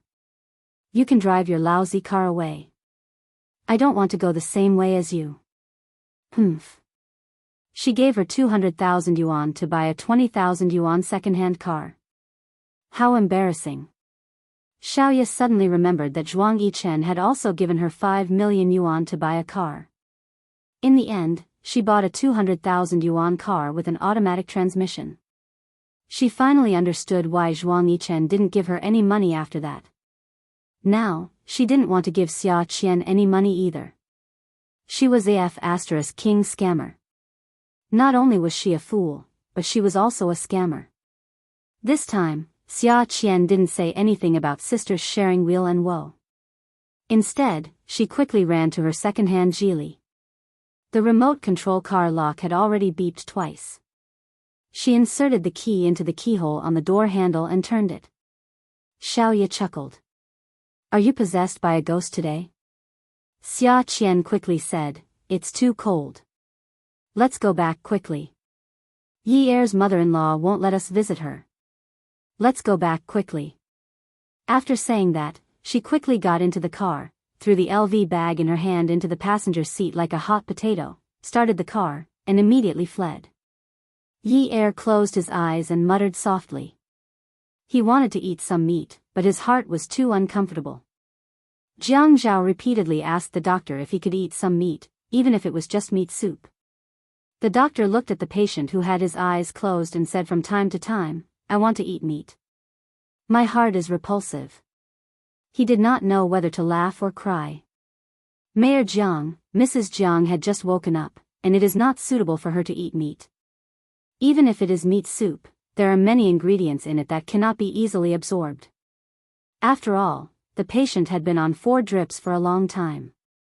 It is best for her to drink rice soup first. Then, slowly add some nutritious things. Jiang Zhao felt that the doctor was being unreasonable. Yi Er only wanted to drink some soup.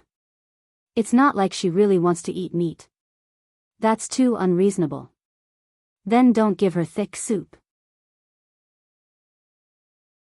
Stewing some clear soup should be fine, right? Actually, Yi Er wanted to eat meat, but he took the initiative to choose a compromise. Mayor Jiang, I think you also do not want to let Mrs. Jiang take any more risks. We are very sorry about the wrong 4 drips, and we will not shirk our responsibilities. Although Mrs. Jiang has woken up, she is still under observation. No one can guarantee that there will not be any complications. The doctor said again. Jiang Zhao felt that he was being threatened. He was using his wife's life to threaten him. He endured it. Although he was overjoyed, he did not forget to be rational. He had to keep an eye on Yi Er's condition. The doctor had told him that Yi Er was fine. It had not been long, and the 4 drips had already started.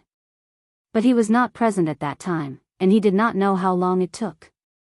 Qin Fian went to the parking lot, sat in his car, picked up the ultra-thin laptop from the passenger seat, turned it on, and imported the photos he took from his phone into the computer.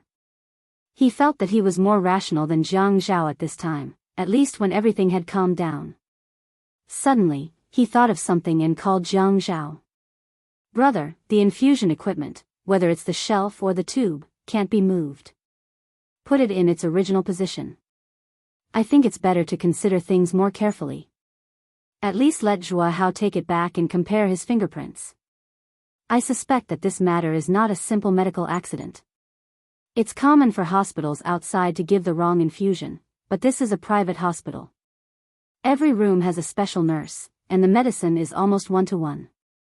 Sister-in-law is the only one staying in our room, so there's no such thing as taking the wrong medicine. Even if the order is wrong, we still have to say it. But this is not a wrong order, there's no medicine at all. Brother, have you ever thought that this matter might be related to sister-in-law's car accident? Do you think it is related to Yi Er's accident? He had thought of these questions when he came out of the elevator. At this time, he looked at the photos on the laptop and repeated his thoughts to Jiang Zhao. Jiang Zhao suddenly had an idea. The phone was still by his ear. He asked the deputy director. Where are the bags of 4 drips in the room just now? I just asked someone to clean them up. Who said they could be cleaned up? The deputy director could not tell Jiang Zhao that it was for the sake of cleaning the environment. He could only tell the nurse immediately, hurry up and ask the cleaner not to dump them into the trash can. They should have just left. Jiang Zhao added. Don't mess it up. Wear gloves. The hospital director looked at Jiang Zhao's expression. There were many accidents in the hospital, and it was possible that it was an accident. He became nervous and immediately said to the nurse, hurry up and bring the gloves over. Be careful. Just let Xiao Mian touch it. After listening to the deputy director's instructions, Jiang Zhao was temporarily relieved. He said to the phone again, Fian, give Zhua Hao a call. Tell him the details and ask him to hurry up and deal with this matter. Qin Fian enlarged the photo and said, Brother, you've been in the government for a long time, so you know more cases than me. I'll analyze it for you now. From the photo, the flow of the rollers was turned to the maximum. Normal nurses and caregivers would not do this. Moreover, sister-in-law has been in a coma for a long time. I remember that you've always adjusted her flow to a very low level. The nurses in this hospital are very considerate. At least most of them are very responsible. Even a man like me noticed it. How could they not notice this? Even if they didn't notice it, I'm sure you must have told the nurses and caregivers. Jiang Zhao sat by the bed. He held Yi Er's hand with one hand and gently massaged the needle mark on the back of her hand. He looked up at the deputy director and said, If it's about done here, you can leave first. The deputy director led the doctors and nurses out of the ward. Jiang Zhao heard the sound of the door closing. Fian, your analysis is very correct. I have to tell the nurses almost every day not to turn the flow too high. She hasn't exercised and her blood circulation is slow. The nurses and caregivers who take care of Yun Yi all know this. At this point, his handsome brows suddenly furrowed. He asked in a low voice, Who do you think has the most enmity with me all these years? Qin Fian turned off the computer and threw it back to the passenger seat. He got out of the car and walked towards the office building. He had to ask about the medicine. This was something his aunt had arranged. As he walked, he said, I'm afraid you have countless enemies. But brother, why are you so sure that it's your enemy and not sister-in-law's? Her. Jiang Zhao laughed self-deprecatingly. It's not that I'm looking down on her. If she had enemies, they would have been dealt with when her father was in prison. Why wait until she has such a big backer like me to come and find trouble with her? Isn't finding trouble with her the same as finding trouble with me? Would anyone be so stupid? But brother, if she has a grudge with you, is there a need to kill sister-in-law time and time again? She could just go and dig up your gray matter and get you out of office. What do you mean? Qin Fian stopped in his tracks. He was a little hesitant. He looked up at the gray winter sky. His beautiful phoenix eyes seemed to see the sun through the fog. He narrowed his eyes and sighed. Brother, don't be angry. I think Sister Yan has always been brooding about your marriage. She won't. Jiang Zhao shook his head. His head really hurt. Fian, contact Zhuahao about this first. I'll go and see your sister-in-law first. If there's anything, I'll call you. Ask your family to send more food over tonight. He felt that no matter what, his appetite would be much better today. Because Yi Er could drink rice soup, as long as she could eat, as long as she wanted to eat, it was a good thing. Qiu Xiaoye drove all the way back to the office. She was in a bad mood on the way to the hospital with Xia Qian.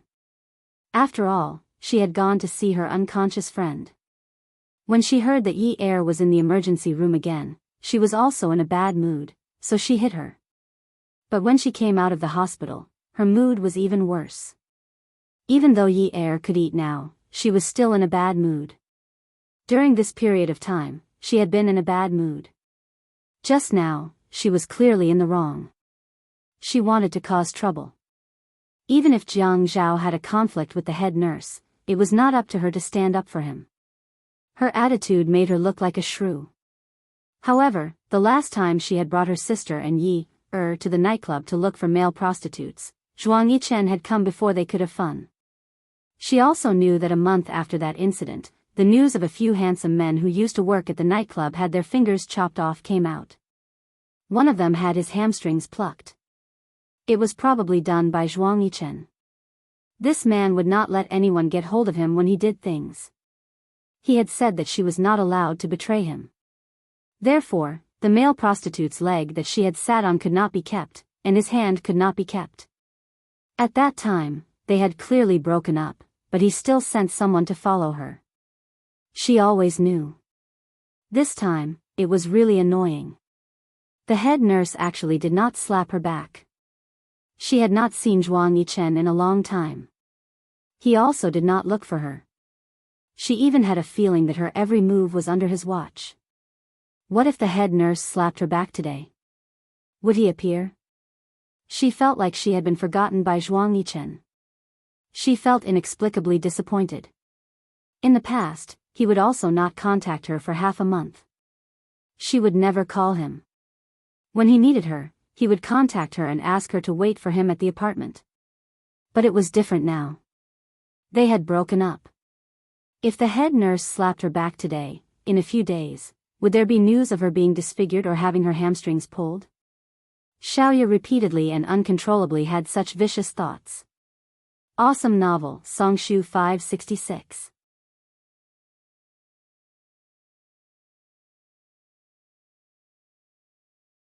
Chapter 581. Looking at the traffic in front of her, she thought of Jiang Zhao's nervousness and uneasiness for Yi Er every day. Suddenly, she felt that women still had to find a man to marry. Being a pure person wasn't something that could last forever. She didn't know what kind of relationship she had with Zhuang Yichen was. They had never watched a movie together, and the number of times they had eaten together could be counted with one hand. When they were together, other than lying on top of each other and hugging each other to sleep, they didn't have much interaction. Actually, they weren't pure people. They were just bed partners who slept together from time to time. Kang Yun was back. She felt that she could finally have her own love. She was still young and could still burn for the love that she treasured. That dry and empty heart would be nourished and filled. However, Zhuang Yichen was like a ghost that wouldn't go away. You said that he would come to destroy her, but he didn't. You said that he wouldn't destroy her, but he would always appear without any warning. Zhuang Yichen was really ruthless. He knew her too well. In these 4 years, she couldn't see through him, but he could always see through her. After he said those words last time, he directly touched her sore spot. She realized that she really didn't have the face to face Kang Yun. How should she face him? How should she talk about her past? She relied on sleeping with a powerful man for almost 4 years to get to where she was today. She couldn't say it. That kind of inferiority had always been there. Every time she was in front of Kang Yun, she felt inferior. In the past, it was because of the difference in their family background. But now, it was because she was no longer the Xiaoya of the past. Her thoughts were no longer pure. When did she learn to scheme? Why was she willing to choose the shortcut to success? From the moment Kang Yun left her, it was after Kang Yun left her that gave her a blow. From then on, she told herself that she had to stand high, so high that he could see her no matter where she went. She couldn't escape even if she wanted to. She didn't just want to be a designer, she wanted to be a famous designer. She wanted to be in all kinds of news, all kinds of headlines. She wanted to be in all kinds of magazines that men and women read. Zhuang Yichen had always teased her. She wanted to be famous so badly that even a celebrity's woman was not as utilitarian as her. If she hadn't met Zhuang Yichen, she would have wanted to become famous. No matter what method she used, as long as she could drag Kang Yun out from some corner of the world. Because once he left, he took away her world. She didn't even have a world anymore. What soul, body, and reputation did she want?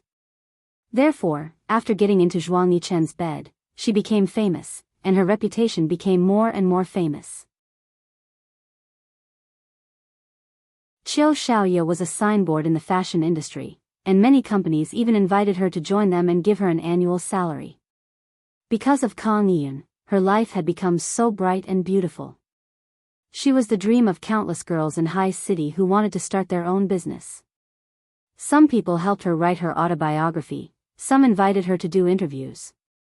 She had endless fashion weeks and endless cover shoots. She was a famous designer and also a celebrity designer.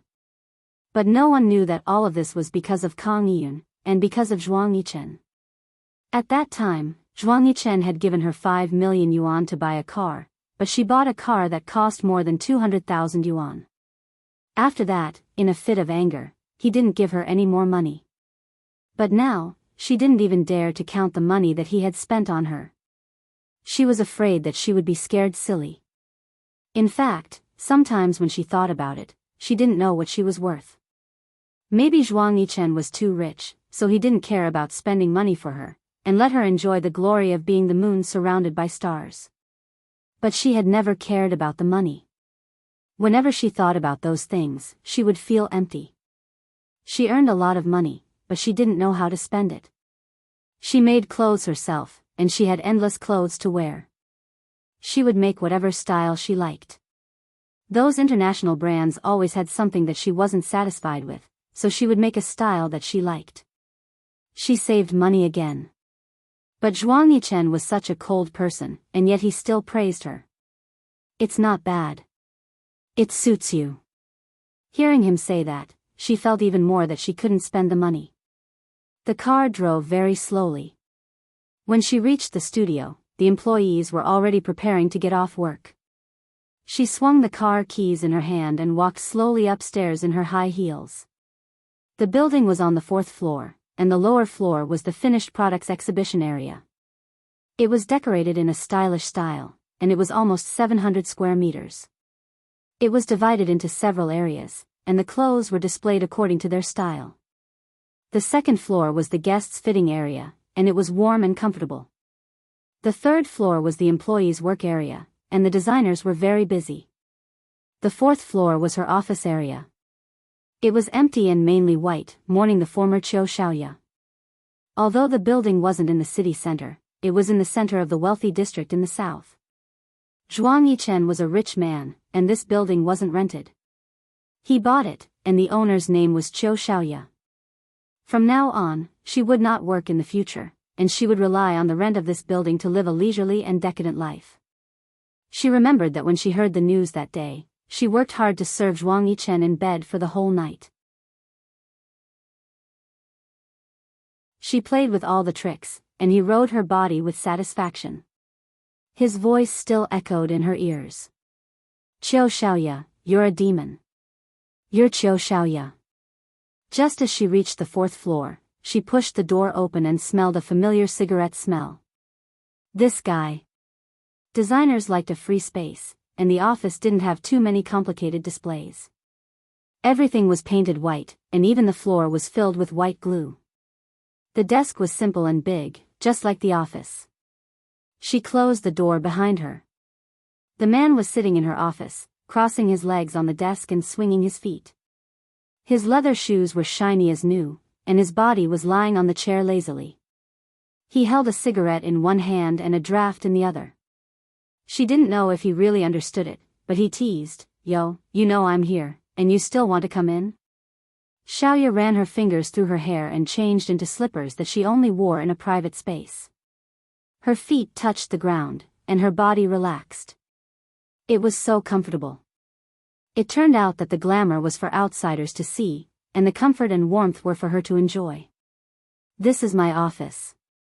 If you want to come in, you can come in. What can you do about it?" Zhuang Yichen threw the draft in his hand, and 4 or 5 drafts scattered. Only 2 of them happened to land on the white desk, and the rest fell to the ground. He opened his mouth and smiled brightly. "Isn't it time to get off work? Why didn't you run when you saw me? Or are you always ready with contraceptive pills, waiting for me to come?" Jiang Zhao had been lying beside Yi Er the whole time, listening to her murmuring with her eyes closed. He was afraid that she would be tired, so he dripped some water into her mouth. He even wondered if she would be moved when she woke up and say, "Hubby, I missed you so much, I love you." He had been taking care of her all day and night without rest for a long time. He recalled that dream and sighed. Forget it. What love? He didn't believe that a marriage without love couldn't grow old together. They could help each other in times of need, and treat each other with respect. There were 2 soft knocks on the door. Jiang Zhao wasn't afraid of disturbing Yi Er, and even hoped that she could hear his voice. He shouted, "Who is it?" "Young Master Zhao, I'm here to bring food. Come in." The nanny came with 3 thermos containers, followed by a servant. The servant carried 2 thermos containers in each hand. There were 4 compartments in each thermos container. Apart from the porridge and rice, there were at least 12 dishes. The table was full of dishes. Jiang Zhao was speechless. Wasn't this too much? Auntie Li, why are there so many dishes? The old maid also poured out the soup and put it on the table. She felt that the small plates on the table weren't arranged well, and the positions of the meat and vegetables weren't right. She adjusted the plates as she spoke. She couldn't help but smile with a hint of rebuke. How is there a lot? These days, I only sent 3 dishes for every meal.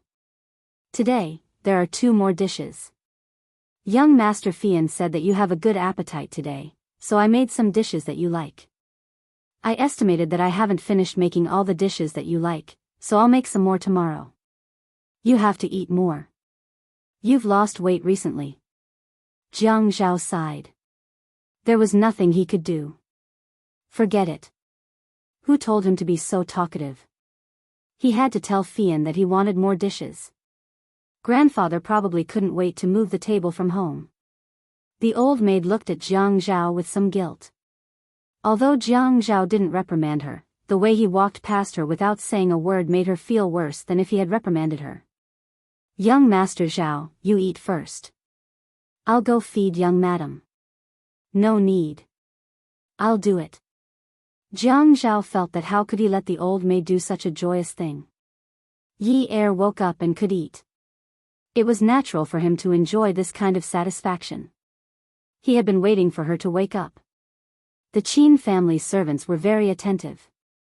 They brought several spoons, from small to large. The old maid let the other servant go back first. She would tidy up later and return to the Qin residence. Jiang Zhao chose a small one. The rice soup was very thick. He scooped up a spoonful and put it to his mouth. The rice porridge was very fragrant. He blew on it until it was warm before putting it to Yi Er's mouth. He tried to entice her to gently open her mouth. Just as her mouth opened a little, he held the spoon upright and the rice soup flowed into the woman's mouth. Every time he saw Yi Er's throat move, he could hear the sound of her swallowing. After such a long time, there was nothing more blissful than hearing this sound. Jiang Zhao enjoyed this kind of action. After Yi Er finished swallowing, he fed her another spoonful. Seeing how she swallowed so vigorously, he really wanted to turn the entire table of dishes into rice soup for her to drink. She must think that this rice soup is very delicious, right?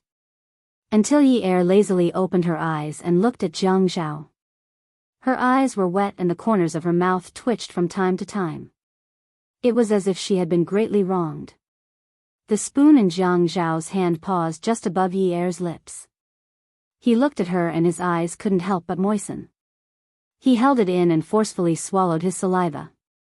Then, he fiercely blinked his eyes.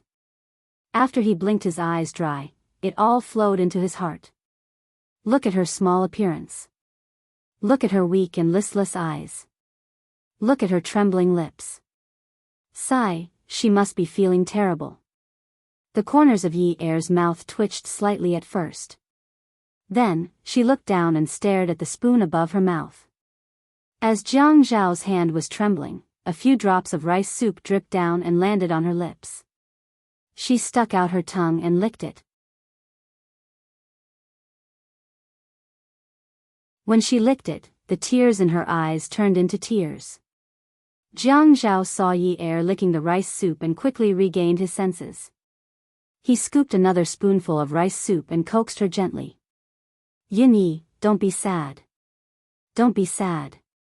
I forgot to continue feeding you. Come, drink more if you like. If you don't have enough, I will ask Auntie Li to get more. Yi Er panicked when she heard this. She drank some rice soup and regained her strength. Tears rolled down from the corners of her eyes. She sobbed. Jiang Zhao, you are a mayor. How can you let your wife drink some rice soup? How can you bear to let her drink some rice soup? I have waited for so long and did not even get a piece of meat. What did I do to you? Why are you treating me like this? Woo woo woo woo woo, I want to eat meat. Attention, Song Shu 566.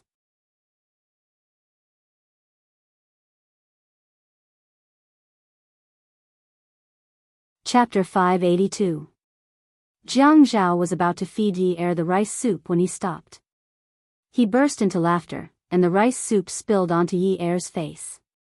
Jiang Zhao laughed louder and louder, but Yi Er didn't care at all. She grabbed the blanket and rubbed her face, saying, "I want to eat meat, I want to eat meat, I want to eat meat. If I don't eat meat, I won't have the strength to speak." Her voice became softer and softer. Jiang Zhao turned around and saw that his mother was still standing by the table by the window. She didn't dare to come over and just stood there, waiting for him to eat. When Jiang Zhao's mother saw Jiang Zhao turn around and smile at her, she felt relieved and smiled. She thought, "Young Master Zhao is finally not angry with me, right?" At this moment, Jiang Zhao's anger had already been pushed to the side. He said to his mother, "Auntie Li, you can go back first. You can come back tomorrow to pack up these things. Also, there's a nurse, so don't worry." "How can I do that? You've been too tired recently. Let me stay here and take care of young madam." "Auntie Li, you can go back." Jiang Zhao sighed. He was a little displeased. He didn't like to be interfered with. Caring was one thing, but right now, he wanted to be alone with Yi Er. Jiang Zhao's mother saw that Jiang Zhao was about to get angry again. She was afraid that he would get into trouble if she did something wrong, so she pushed the dishes on the table and continued to nag, "Young Master Zhao, hurry up and eat. The dishes will get cold soon. Winter is not as good as summer." Although the room is air-conditioned, Jiang Zhao nodded, I know. After his mother left, Jiang Zhao hurried over and locked the door like a thief. He returned to the bedside and wanted to see if Yi Er could sit up. He put his arm around Yi Er's back and knees. His heart ached. His wife had lost weight. A few days ago, when he hugged her every day, it wasn't as obvious as it was now. Now that she could move, it was different. "Yin Yi, let me help you sit up and eat, okay? Is there meat?" Even though Yi Er was weak, she still didn't forget to ask the questions she was concerned about when she was pulled up by Jiang Zhao's neck. After Jiang Zhao put Yi Er down, he put a pillow behind her back. He felt that it was not enough, so he put his own pillow behind her back. When he heard Yi Er relentlessly asking where the meat was, he put his index finger to his mouth and said, "Shu, keep your voice down. The doctor said that you can't eat meat and can only drink rice soup." Rice soup? Rice soup again? Is this how a person should live? When Yi Er thought of the tasteless liquid that had flowed into her mouth with her eyes closed, she became irritated. At this moment, other than her eyes being a little dim and her spirit being a little weak, when she spoke, it was as if the nearly 20 days of being in a coma had never happened at all. Jiang Zhao couldn't help but feel delighted again. However, he couldn't resist her adorable manner of begging for food. "Lower your voice. How about I make you some meat soup to drink? Just drink a little, okay? Hubby." Yi Er reached out her hand that was still covered with a band-aid and held Jiang Zhao's hand. She begged in a low voice, "Hubby, I'll only eat a small piece of meat. After that, I won't be greedy anymore. If I'm greedy again, you can spank me." The word "hubby" made Jiang Zhao's heart go soft and sour. During this period of time, he had stayed here and heard her call him that many times in his dreams. She called him "hubby" in all kinds of tones, acting coquettishly to please him, complaining and pitiful, supporting and angry. When the word "hubby" appeared in his dreams, he felt that she had woken up. Thinking about it, a small piece should be fine, right? It was just a small piece. He made up his mind. A small piece. Okay, just a small piece. But you must drink more water after eating. I'm afraid you can't digest it. Yi Er looked at the room she was staying in and then looked at the clothes she was wearing. I know. Patients can't eat too much meat and greasy food. Her originally dim eyes suddenly lit up. She said greedily, is there any red braised pork? I'll just eat a piece of red braised pork. Jiang Zhao was stunned. Red braised pork? She actually said that she wanted to eat red braised pork? How could this be? She clearly said that she couldn't eat too much meat and greasy food. Wasn't red braised pork the most greasy food? There are lean meat, chicken, duck, and fish, but you can't eat red braised pork. Yi Er actually didn't like red braised pork that much in the past. It was just that she hadn't eaten for too long, and her body always craved for some oily meat. When she thought that she could only eat a little meat, she might as well eat a piece of red braised pork. Moreover, she clearly smelled the scent of red braised pork just now. It was the smell of red braised pork that was braised and stewed with dried vegetables. Thinking of the fat in the red braised pork, she bit it in her mouth. It was soft and sticky and melted in her mouth. I don't like to eat other meat. I just like red braised pork. Hubby, hubby. This call of hubby, hubby was simply fatal. Jiang Zhao was at his wit's end. One of his hands was caught by Yi Er's hands.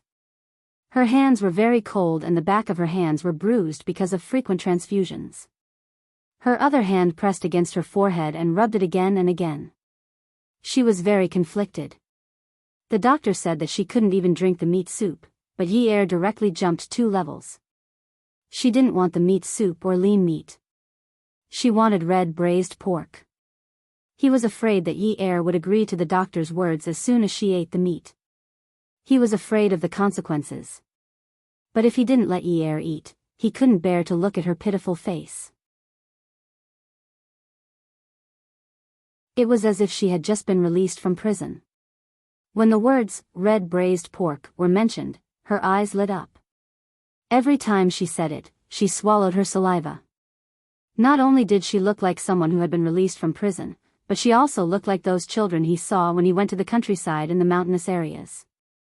Their innocent eyes were also like this, shining when they improved their food. Then promise me that you have to eat a piece of meat in small bites.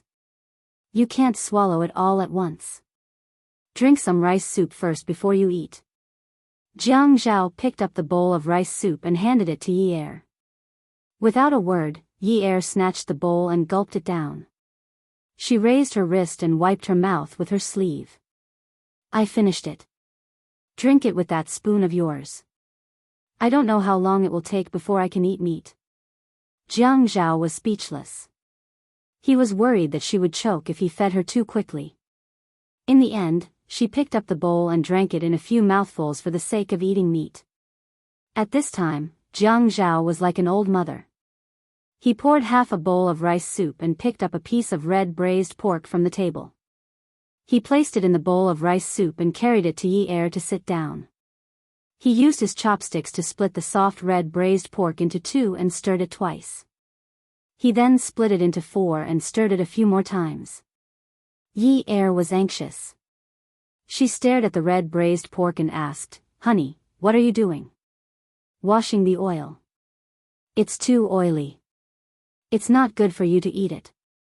Even if he ate meat, he still remembered 3 words: avoid oily food, avoid oily food. Don't pick it up. If you pick it up again, it will turn into foam. How can I eat it? Yi Er hurriedly stopped Jiang Zhao. The meat was so small that it was not even enough to fill the gaps between her teeth. Jiang Zhao said seriously, "Pick it up and wash away the oil inside. It will be safer to eat it this way." Although he had promised to help his poor wife secretly, he had to wash away the oil and the meat as much as possible. He did not have to worry about the woman swallowing the meat whole like a wolf. Anyway, he looked at her eyes. She definitely had the potential to do so.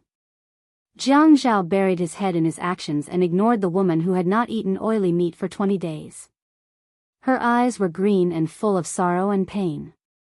She looked at the bowl in his hand. She was unwilling and unbearable to watch the whole piece of meat turn into a bowl of minced pork soup. The small bowl could be described as pocket-sized. It was only half a bowl of rice soup and could be drunk in 1 gulp. Yi Er looked at Jiang Zhao, who did not let go of any piece of meat that was larger than a grain of rice. She was going crazy. She took a deep breath. Her hair was a little messy, but she could not see, so she did not pay much attention to it. When she leaned forward, she looked like a female bandit who had come down the mountain. She quickly lowered her head and bit the side of the bowl in Jiang Zhao's hand. Her originally weak hands suddenly flew to the side of the bowl and tilted it, pouring all the rice soup and minced meat into her mouth. Jiang Zhao was about to snatch the bowl when Yi Er's mouth bulged like a toad's. It was swollen and round. Jiang Zhao anxiously put down the bowl and scolded, "Yun Yi, spit it out." He had to make her spit it out. If this bowl of oil went down, it would be over for her. He reached out to pry open her mouth, but Yi Er stepped back in a panic and swallowed hard.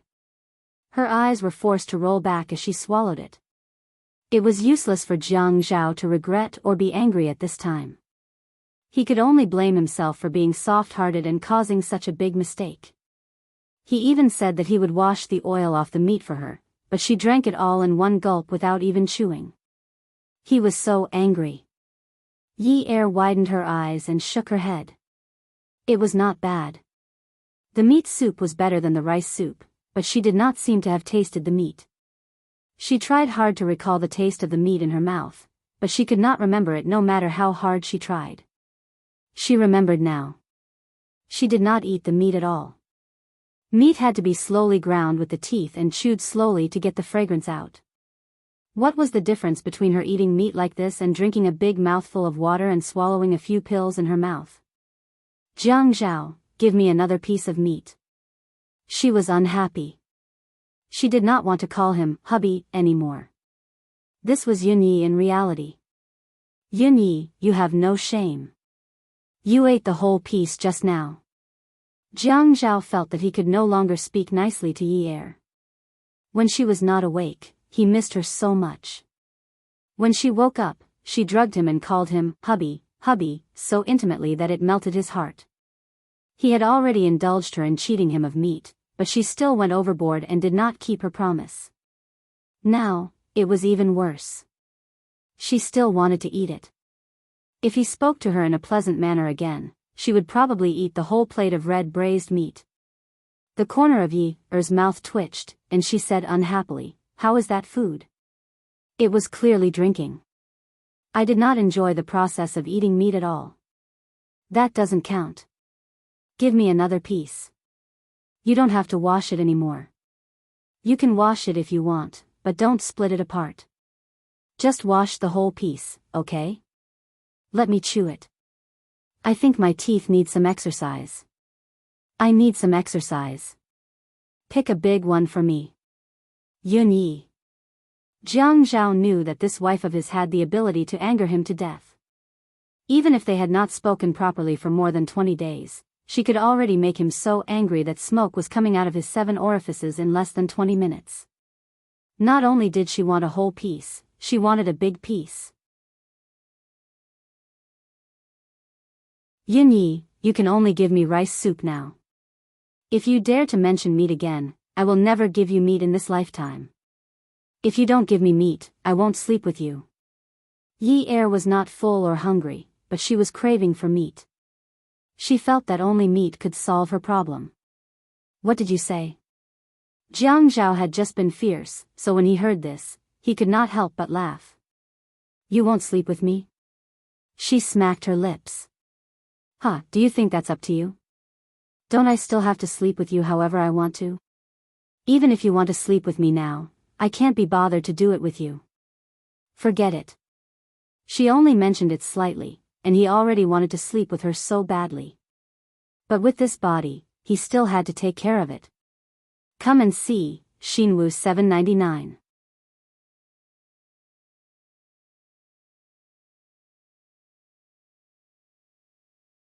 Chapter 583. Then I cannot be serious. But if you give me meat to eat, I can be serious in bed with you. Yi Er said unabashedly, "Don't tell me you're willing to lower the quality of sex for a piece of meat?" Jiang Zhao made a hiss sound. This girl had been in a coma for more than 20 days, and her brain was also muddled. What kind of brain did she have to talk about meat with high-quality sex? Sex was also meat. Red braised pork was also meat. Could they really talk about it on the same table? Jiang Zhao had a tall figure. He supported himself with one hand on his waist, tilted his head, and looked down at Yi Er lazily. Yin Yi, is your brain all right? Yi Er sneered, you really want my brain to be damaged, don't you? Once my brain is damaged, you can dump me and fly around with that Ouyang Yen of yours every day, right? Jiang Zhao laughed out loud. She still remembered. Ouyang Yen meant that her brain was not damaged. There's no meat to eat, but if you don't drink the rice soup seriously, I can only give you a nutrient infusion. You know, in order to maintain the basic functions of the human body, we can't do without water. Are you willing to drink the rice soup like this, or are you willing to have a needle inserted into your vein? Yi Er saw Jiang Zhao laughing so happily when he heard her mention the Ouyang Yen and felt annoyed. She felt that she was not stupid and that her brain was not damaged. Who would be willing to be injected for no reason? Then she looked at the back of her hand and wrist. There were needle marks everywhere, like a hornet's nest. She said angrily, drink the rice soup. Jiang Zhao poured a small bowl of rice soup and handed it to Yi Er. Yi Er said coldly, Jiang Zhao, remember this. If you treat me like this today, I will definitely take revenge on another day. Isn't it just eating a piece of meat from you? Stingy. After saying that, she finished the rice soup and fell down to sleep for a while. She felt a little uncomfortable, so she got up to wash her hair, brush her teeth, and wash her face. Jiang Zhao looked at Yi Er and was a little shocked. It was as if Yi Er had not been hospitalized at all and had not been in the emergency room. She had just caught a cold and came to the hospital to get some medicine. The more Yi Er looked fine, the heavier Jiang Zhao's worries. The deputy director's words at the emergency room door were still ringing in his ears. Could it be the final radiance of the setting sun? This was a problem he had been worried about. Since he went to the bathroom, he sent a message to Qin Fian. Fian. Qin Fian originally suspected that this was not a simple case of taking the wrong medicine. He was discussing with the director about the surveillance footage, but the director refused.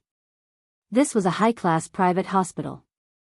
The patients had absolute privacy. If they gave the surveillance footage to anyone who wanted it, then this high-class private hospital would lose its meaning. Qin Fian saw Jiang Zhao's message and replied, I want to see the surveillance footage, but the director won't give it to me. I think I'll have to get grandfather to talk to this old man. Jiang Zhao bit his lower lip. Yeah. If this matter is really not that simple, we must get the surveillance footage. If grandfather still wants to act pretentiously, then I will. He would find fault with the hospital and close it down.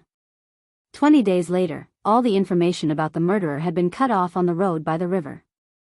Xiun Wu was also in a terrible fix every day. There was no progress. Was it really related to Ouyang Yen?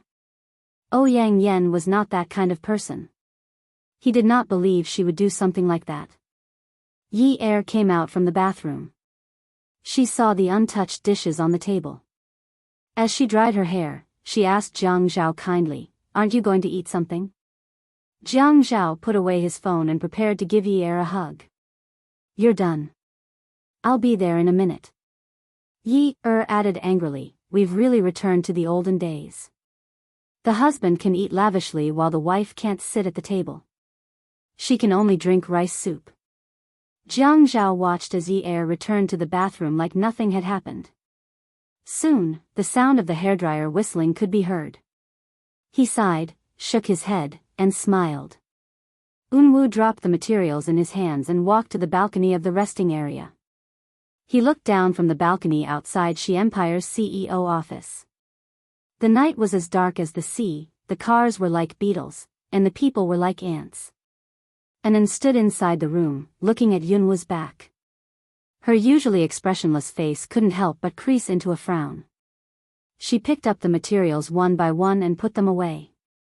The materials on the floor were all related to the car accident by the river. The clues that were cut in half made Unwoo feel helpless. Unwoo stood on the balcony, his hands on the glass railing. The wind was even colder at the height of the 39th floor. He looked at his hands. After the second skin transplant, the color had returned to normal. If he did it again, without a closer look, one wouldn't be able to tell that they were once burned. However, he didn't need to look to know that his hands would never be able to draw again. It was not that he couldn't draw anymore, but he couldn't hold a brush for long periods of time. He had tried several times, but the lines were no longer smooth, and he couldn't draw her the way he imagined her to be. It's just a murderer, why is it so hard to find? Could it be a death row criminal? A fugitive on death row? If that was the case, how could Jiang Zhao not be able to find out? It would probably be easier to find out than him, right? Unwoo turned around, but the glass door wasn't closed. Anan, how's her condition today?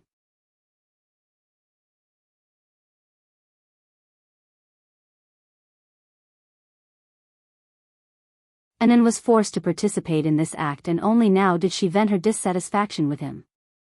Moreover, after so many years, this was the first time Anan dared to speak to him like this. Unwoo said, Anan, you've always been my sister. I've always treated you as my sister. I'll always treat you as my sister. You can't let your thoughts run wild. In the future, don't say that I don't treat you as my sister. Anan was stunned and suddenly fell silent. You don't like Yi-er. You hate her, but don't say it in front of me. You clearly know that I like her very much. You're my sister. Even if you don't want to stand on the same path as me, don't go against me, okay? Seeing that Anan didn't react at all, Unwoo said, Anan, I'll go to the hospital to have a look. Don't worry about her matters. I'm very sorry for making you so upset. Unwoo was always like this. He was polite to the point of alienation, and gentle to the point of strangers. Anan watched as Unwoo took off his suit and placed it on his chair. Then, she walked to the hanger, took off her light gray woolen coat and scarf, and left the room. After she hung up Unwoo's suit again, Anan went to the balcony where Unwoo had been standing earlier. When Unwoo walked out of the office, people greeted him. He responded with a smile. His smile was healing and made people feel warm. Some people in the company said that if they saw the little CEO's smile more often, they would live a few more years. Not only was it pleasing to the eye, it also made people feel comfortable. Yunwa's smile was maintained until he pressed the button for the CEO's private elevator. He walked in and the elevator door closed. His face suddenly darkened when he thought about what Anan said. Yi-er had been sent to the emergency room again today. Although she was out of danger, he was still worried because of Anan's attitude. No matter what, he had to go and take a look. The elevator went straight to the underground parking lot. Unwoo looked relatively thin and weak. Naturally, people would think of him as weak. His legs were very long, but when he walked, he was fast and steady, showing a kind of masculine strength. He held the remote control key in his hand and pressed the unlock button. The car not far away mechanically honked twice. The car lights flashed a few times. He opened the door and got in. The temperature in the underground parking lot was not low. There was no need to warm it up. The car started quickly and the speed was even faster. Jiang Zhao ate. He had not had such a good appetite in a long time. When he heard the sound of the hairdryer from the bathroom, his appetite was even better. She actually did not want him to help her. She said that she could do it herself since it was just drying her hair. During this meal, even the vegetables and tofu tasted like bird's tripe. He sighed and said, "It tastes so good." It would have been better if he did not say this, or if he said it quietly. However, these words were heard by Yi-er, who had just turned off the hairdryer. The anger in her heart quickly spread to her face. She was really miserable as a wife. She rubbed her hair and it was very soft. She walked out of the bathroom and stood at the 2-meter-long entrance. She could see Jiang Zhao eating heartily. She thought to herself that she should work harder. What did it matter if she ate or not? When she was discharged from the hospital, she could go home and cook. Couldn't she live without eating his food? She got out of bed angrily, covered her head with the blanket and fell asleep. Why was she so calculative with him? He had always been at odds with her. He could do whatever he wanted. Anyway, he did not care about her, and she did not care about him. It was no big deal. Eunwoo knocked twice on the door. He was a little worried that Yi-er had just gotten out of danger. She needed to rest. Welfare, Songshu 566.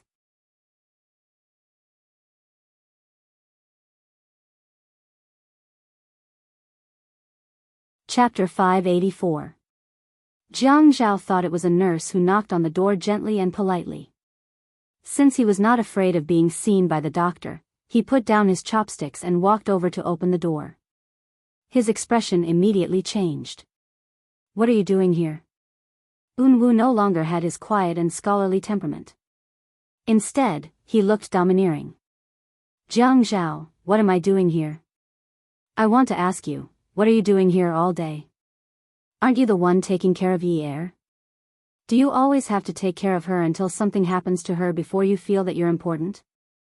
Jiang Zhao was actually in a good mood that night. Because of Yi-er's actions when she woke up, he often neglected the fact that she was in the emergency room today. However, Yunwoo's words always touched his bottom line. No matter what, Yun Hongwei, his parents, Si Jia, and even Yi-er's friends could say that he was in the wrong. However, Shi Eunwoo could not do that. He was not Yi-er's family, nor was he Yi-er's friend. He was Yi-er's suitor. He was his love rival. This was a bomb that was buried beside him. Min Zikai was nothing. Min Zikai was not as bold as Shi Eunwoo. Shi Eunwoo dared to stand in front of him and threaten him. Moreover, Shi Eunwoo knew that something happened to Yi-er today. This meant that Shi Eunwoo's men were around. Jiang Zhao felt that it would be too funny if he fought with Shi Eunwoo every time they met. Therefore, he still had to act like a gentleman. If Shi Eunwoo wanted to question him angrily, he could only respond calmly. "Eunwoo, I think you really have nothing to do. If you think you can't find a wife, you can try going on blind dates. You don't have to think about someone else's household register all day long. After all, you're a rich man's son. It's not good for such a tasteless thing to spread." Eunwoo sneered. "Is that so? A rich man's son who can't even protect his wife. If word gets out, won't it be even tasteless? Even worse?" Yi-er heard the argument at the door and immediately perked up. He shouted, "Eunwoo, is that you?" Jiang Zhao and Eunwoo were both shocked. Jiang Zhao was angry and shocked, while Eunwoo, in. Jiang Zhao wanted to turn around and grab him, but it was too late. Eunwoo looked at Yi-er, who was sitting on the bed and smiling at him. He felt relieved. "Are you feeling better?" "Yes, I'm much better." "Eunwoo, why didn't you come in just now?" Eunwoo smiled faintly. He turned to look at Jiang Zhao, whose face was already ashen. He smiled happily. "Brother Zhao was chatting with me just now. I forgot." "Eunwoo, are you here to visit me?" Yi-er looked at Eunwoo. When she smiled, it was just like the countless mornings, afternoons, and evenings she had spent on Wudong Street. Yunwoo's heart warmed. He smiled gently and his voice was gentle and loving. He really wanted to reach out and caress her face, but he didn't. "Of course. If I'm not here to visit you, why would I come here?" When Yi-er looked at Eunwoo and smiled like that, Jiang Zhao's heart couldn't help but tighten. She had promised him before that she wouldn't interact with Shi Eunwoo. How could she look at Shi Eunwoo and smile like that? He walked over and held Yi-er's shoulders. Yi-er, you need to rest." "I don't want to rest. I can't sleep." Yi-er pushed Jiang Zhao away and looked at Eunwoo. "Eunwoo, you came to visit me. Did you bring anything delicious?" Eunwoo was slightly embarrassed. Yes, he came to visit her, but he had forgotten the most basic etiquette. Yi-er, what do you want? I'll prepare it for you right away. I just want to eat some meat. Yi Er nodded. She felt that there was nothing wrong with saying that. Unwoo turned around and looked at the dozens of plates on the table. There were meat and vegetables. Could it be? He turned back and looked at Jiang Zhao, who was fuming. Yi Er glanced at Jiang Zhao and said to Unwoo, "Don't look at him. He won't give me anything to eat. He eats alone and only gives me some rice soup. He abuses me. You didn't even bring anything for me to eat when you came to visit me? Yun Yi. That's enough." Jiang Zhao didn't expect Yi Er to speak so rudely to an outsider the moment she woke up. She kept criticizing him. Yi Er wasn't like this in the past. If it wasn't for the fact that she still remembered Ouyang Yen and knew Shi Yunwu, he would have suspected that she had become stupid from sleeping for the past 20 days. What's wrong? You won't let me eat, but you won't let anyone else eat? Yi Er felt that she was being a little unreasonable. She tasted a little and it was especially fragrant. However, she wasn't allowed to continue eating. She felt terrible. Seeing Jiang Zhao eat such a large table of food made her feel even worse. Her heart felt like it was being scratched by a cat. Unwoo knew that Jiang Zhao cared about Yi Er and wouldn't refuse to let her eat. It was probably the doctor's instructions. However, he wouldn't defend Jiang Zhao in front of Yi Er. He smiled and said, "Yi Er, you can't eat today. It's not suitable for a patient who has just recovered to eat too much. You've already eaten some today. If you eat more, your digestive system will be damaged. I'll bring you some meat tomorrow, okay?" Unwoo felt like he was coaxing a child. When Yi Er asked him for meat, she sounded like a child. "Unwoo, I don't think you're the type to lie. We've known each other for so long and are friends. Don't lie to me." Got it. Jiang Zhao was not only depressed but also hurt internally. Yi Er had just woken up, so he couldn't spank her. Otherwise, he would definitely pick her up and beat her up. She actually dared to treat his love rival like an outsider. "Yin Yi, if you don't sleep now, I won't let you eat any meat tomorrow. Do you believe me?" Yi Er consciously collapsed, pulled the blanket over herself, and went to sleep. She didn't rub it. Unwoo was in a good mood. "Yi Er, I'll come and see you tomorrow." "Okay, don't forget to bring meat," Yi Er added generously. She raised her head slightly and gave Unwoo a grateful smile. She didn't believe that he couldn't eat meat if he wanted to. Was Jiang Zhao really a tyrant? She didn't seem like someone who would have problems at all. Jiang Zhao had been pranking her all this while. He actually wants to suffocate her to death. He will be happy if his wife is dead. Forget it. She will not be calculative with him. She doesn't care what he wants to do. But if he wants to torture her, no way. But Jiang Zhao was the mayor, and her father's matter was not settled yet. Yi Er suddenly remembered something and sat up. Oh my God. Why was she so silly? She still needs to rely on Jiang Zhao to settle her father's matter. How can she talk back to him over some meat? Did she want to die? When Yi Er heard Jiang Zhao slamming the door and locking it, she shivered. Oh no, Jiang Zhao was angry. It must be because she had badmouthed him in front of Unwoo. Will the consequences be serious? Yi Er saw Jiang Zhao walking over with a black face. She immediately gave a flattering smile. "Hubby, are you full? Do you still want to eat more?" "I'm not full. I'm full because of you." He was really full because of her. "Hubby, I'm sorry. I didn't do it on purpose. I didn't know what to do because of the meat. I apologize to you." Yi Er looked at Jiang Zhao sincerely. "It's late. Let's sleep." Jiang Zhao couldn't stand the smell of food in the house. "You sleep first." Dong Xuebing walked to the table and put the dishes back into the thermos. He covered the thermos and opened the windows.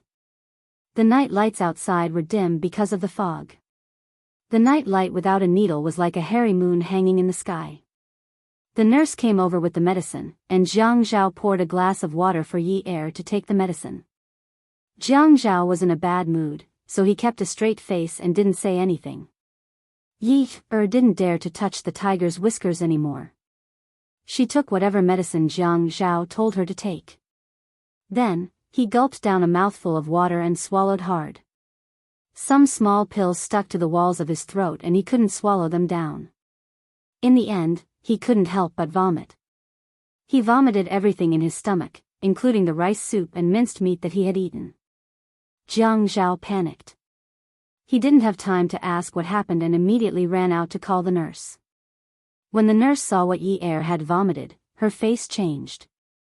She didn't care if Jiang Zhao was the mayor or not.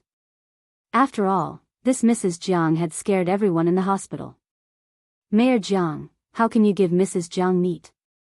Yi Er was shocked. Was it because she ate meat and vomited? This time, she didn't even have any water in her stomach. She looked at Jiang Zhao pitifully. Jiang Zhao couldn't bear to scold her, and he took all the blame from the nurse. The nurse was also proud of herself. She didn't expect to find such an opportunity to scold the mayor.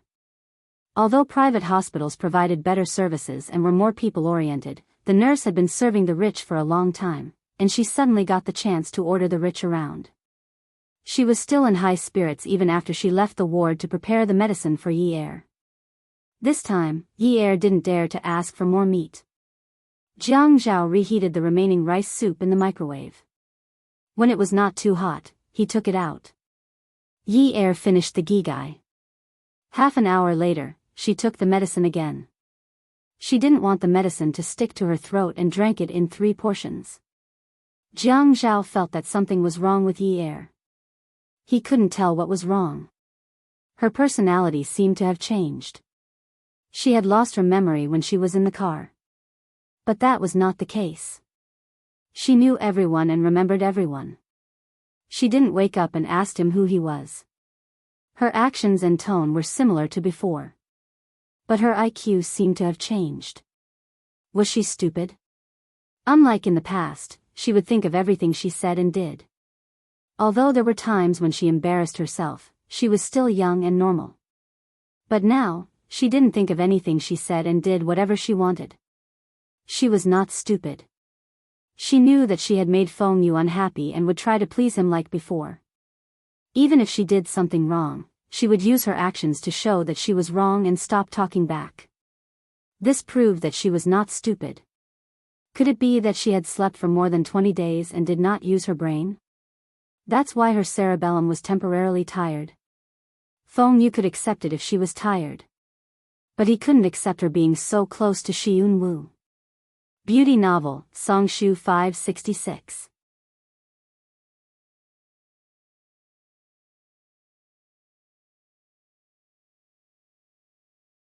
Chapter 585. Jiang Zhao was still thinking about this even after he fell asleep. He wondered if he should give Yi Er an X-ray or something like that until Yi Er sneaked onto the bed beside him and hugged him. Damn it. He was afraid of touching her, so he slept on the bed beside her. In the end, she wasn't afraid at all. She even hugged him. The bed is small, and the two of us take up too much space. We can't sleep well. You can sleep over there. She was a patient, so his voice should be as gentle as possible. No, I want to sleep like this. Yi Er stubbornly believed that a husband and wife should not sleep in separate beds. However, Yi Er's medicine contained some sedative Western medicine, so it was especially easy for her to get sleepy. Once she fell asleep, it was as though she was dead. The next morning, Jiang Zhao still had to put up a sturdy little tent around his crotch. Yi Er woke up and mumbled, "Hey, why didn't you give me a morning kiss today? Did you forget? Don't you have to go to work?" Jiang Zhao sighed. "I'm still asleep, aren't I?" But it wasn't a solution if he couldn't remember. If he continued to sleep like this, there would be problems. Perhaps it was because they hadn't had sex for more than 20 days, so the little tent made Jiang Zhao feel very awkward. After kissing Yi Er, he turned around and got off the bed. His back was still facing Yi Er. When he reached the end of the bed, he even walked sideways into the bathroom like a crab. He immediately locked the door and took a cold shower. Jiang Zhao was a calculative person. Ever since he was born, the word calculative had never disappeared from his life. In the past, when Yi Er wasn't awake, he had to go to work. Now that Yi Er was awake, he was even more in the mood to work. However, Shi Yun's appearance yesterday put him on guard. Yi Er's personality was a little strange now. She wasn't as easy to deal with as before. Even if she was easy to deal with, he didn't dare to casually force her. He also didn't dare to bite her until she had a high fever and was hospitalized like last time. He couldn't do it the hard way, but he couldn't bring himself to do it the soft way. What if Shi Yunwu really seduced her with meat today? He suspected that her IQ had returned to that of a 2 or 3-year-old. At least, that was what he thought yesterday. After Jiang Zhao finished showering, he asked Yi Er to wash her face and brush her teeth while he waited for the servants to deliver breakfast. Today, he wanted to eat with her. While Yi Er was in the bathroom, Jiang Zhao went to look for the caregivers and nurses. He told them that they had to take good care of his wife today. He reminded his wife not to eat meat and that it would be best to make the consequences sound serious. Even so, Jiang Zhao was still worried. Qing Su woke up before Yi Er. Because her lungs were seriously injured, she couldn't get out of bed and run around like Yi Er. When Jiang Zhao appeared in Qing Su's room, Min Hongsheng had just left. Qing Su was sitting on the bed with her back against the headboard pillow. She was playing Plants vs. Zombies on her iPad. Jiang Zhao sat down beside Qing Su's bed. Qing Su, are you feeling better? Qing Su logged out of the game. Her face still had some baby fat, but when she smiled, the 2 beautiful dimples on her cheeks looked very sweet. She nodded. I'm much better. Where's older sister Yi Er? Jiang Zhao knew that Qing Su was very different from Min Zikai. At least, Qing Su was innocent. Even if she wasn't, the fact that she dared to chase after the criminals for Yi Er's sake showed that she had a good relationship with Yi Er. Handing this mission to Qing Su should be able to succeed. She's much better now. She can get out of bed now. I'll ask her to come and play with you later, okay? Really? That's great. I was just thinking that it was boring to sleep in the hospital every day. But you guys better not eat meat secretly. Last night, my heart softened and I gave her a piece. She vomited until she was a mess. I can take supplements now. It shouldn't be a problem to eat some meat, right? Jiang Zhao also knew that it was not right to lie to a 17-year-old girl like this, but his wife's sovereignty was a big issue. Other moral principles could be set aside. If he had nothing to do and stayed here every day, it would be fine, but he still had to feed his family, right? She'll probably be able to eat tonight. Wait until I get off work. She just vomited yesterday, so I don't dare to take the risk. Qing Su's attitude towards Jiang Zhao was completely different from her attitude towards family Min. If Min Zikai saw this, he would probably vomit blood in anger. That's true. It seems that her stomach is quite weak. It's okay. Ask her to come and find me, or I can go and find her. I'll ask her to come and find you. Your lungs haven't fully recovered yet. If you move around too much, it'll be troublesome. After she has breakfast, I'll ask her to come over. Jiang Zhao continued to be shameless. After careful consideration, he felt that it was useless to just remind her. It was better to let Yi Er play with Qing Su all the time. Even if Shi Yunwu came, he would not be able to find Yi Er. Naturally, he would ask the nurse to bring Qing Su's medicine and change the bedding.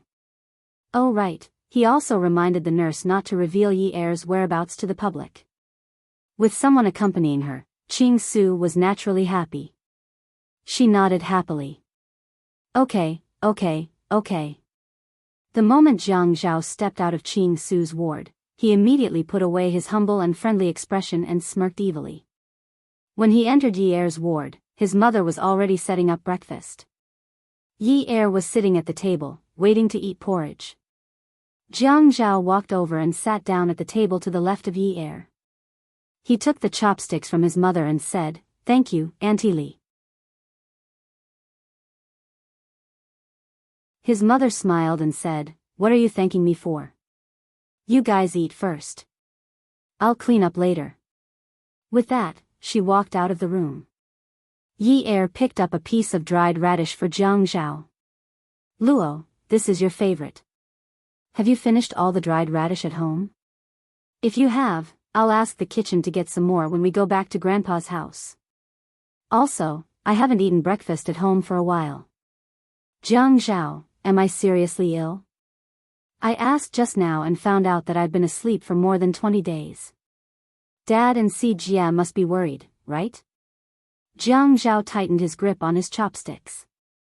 He was unhappy, but he also found it ridiculous that he would be jealous of his father-in-law and Si Jia. It was only human nature. He had been worried that his father-in-law would not be able to take the agitation due to his old age, so he did not allow him to come over to keep watch at night.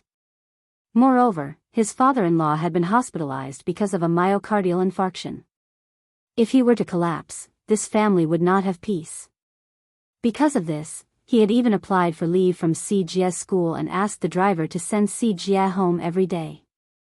She knew that her father-in-law and Si Jia would be worried, but did she not know that he would be worried? She felt a little stifled. She was thinking about the bigger picture and did not want to argue. "Dad and the others are fine. You're not seriously ill either. You're fine now, but..." Yi Er asked, "But what?" Jiang Zhao said, "You were in a car accident. Do you still remember what happened?" Yi Er lowered her head. "Yeah, I went to buy crabs and was taken away. After that, a lot of things happened. It was a little chaotic. It was so chaotic that she did not want to piece it together." Yi Er instinctively rejected the thought of remembering what happened back then. Every time she recalled it, it would feel like she was experiencing it all again. She knew that she had died once, so after she woke up, she was especially concerned about the feeling of being alive.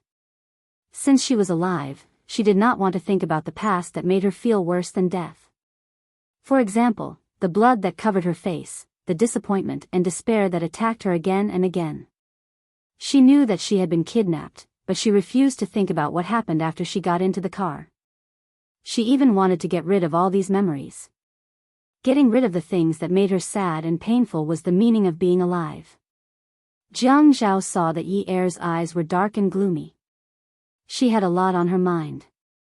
Should he not mention it? If he did not mention it, how could he let her go to Qing Su's place? He gritted his teeth and felt that he was being too cruel. "Yi Er, if it wasn't for Qing Su blocking the car of the person who kidnapped you and even ramming her car into it, you wouldn't have been in a coma for 20 days. Lulu."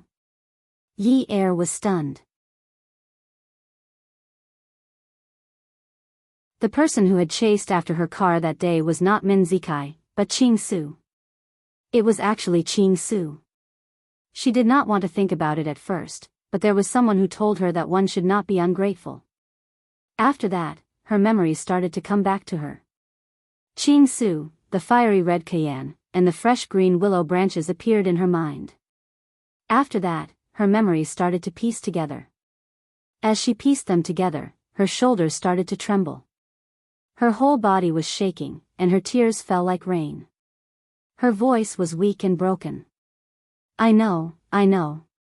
If it wasn't for Lulu, I would have been chopped into minced meat and fed to the fish." She was terrified. At that time, she was terrified. Even now, when she thought about it, she still could not escape that feeling. There were some things that made one's legs weak when they were experiencing it, but after experiencing it, one's spirit would be shattered. Jiang Zhao suddenly regretted it. He wished that she was still a little silly like yesterday. Chopped into minced meat and fed to the fish? Would she be threatened and frightened like this? To think that he did not think that there was any change in her after she woke up. Just one sentence from him was enough to agitate her to this extent. He quickly put down the chopsticks in his hand and moved the stool over to sit beside Yi Er. Jiang Zhao stretched out his arm and hugged Yi Er's shaky shoulders. Yin Yi, don't cry. Everything is fine now. Everything is fine. Where's Lulu? Yi Er felt even more upset. She thought to herself that since she woke up yesterday, she had been so heartless that she did not ask about the person who saved her because she refused to remember anything. She was already so seriously injured and had been in a coma for 20 days. Then what about Qing Su? Was it even more serious? Jiang Zhao listened to Yi Er sniffling non-stop and thought to himself that he should take the day off so that she would not be agitated. However, Yi Er continued to ask, I know that there was a car that kept chasing after the car that kidnapped me that day, but I didn't know it was her. I thought it was Min Zikai. My car crashed really hard and I even hit my head against the car that kidnapped me a few times. I know everything. I can feel it. Yi Er covered her face. Tears flowed out between her fingers and her sobs sounded a little suppressed. She's fine. Jiang Zhao said against his will. He hugged Yi Er even tighter. Should he get her a psychiatrist? The difference in her mood from yesterday was too great. It was so great that he couldn't recover from the fact that she had used all sorts of methods to get him to eat meat yesterday. Ah, Zhao. Yi Er reached out to cover her face and hugged Jiang Zhao. She sank into his embrace. Don't lie to me. When I was in the car, I heard that man curse a few times. F***CK, do you want to die? There's no way she'll get better. Ah, Zhao, tell me. Yi Er started to suspect that there was something she didn't want to recall. Ah, Zhao? It sounded so natural to call her that. It sounded so heartfelt. Hadn't she been using him all this time? Hadn't she been trying to please him against her will? Songshu 566. You're tuning into the A Romantic Tales YouTube channel. Don't forget to subscribe and join us on this journey to catch the most captivating stories.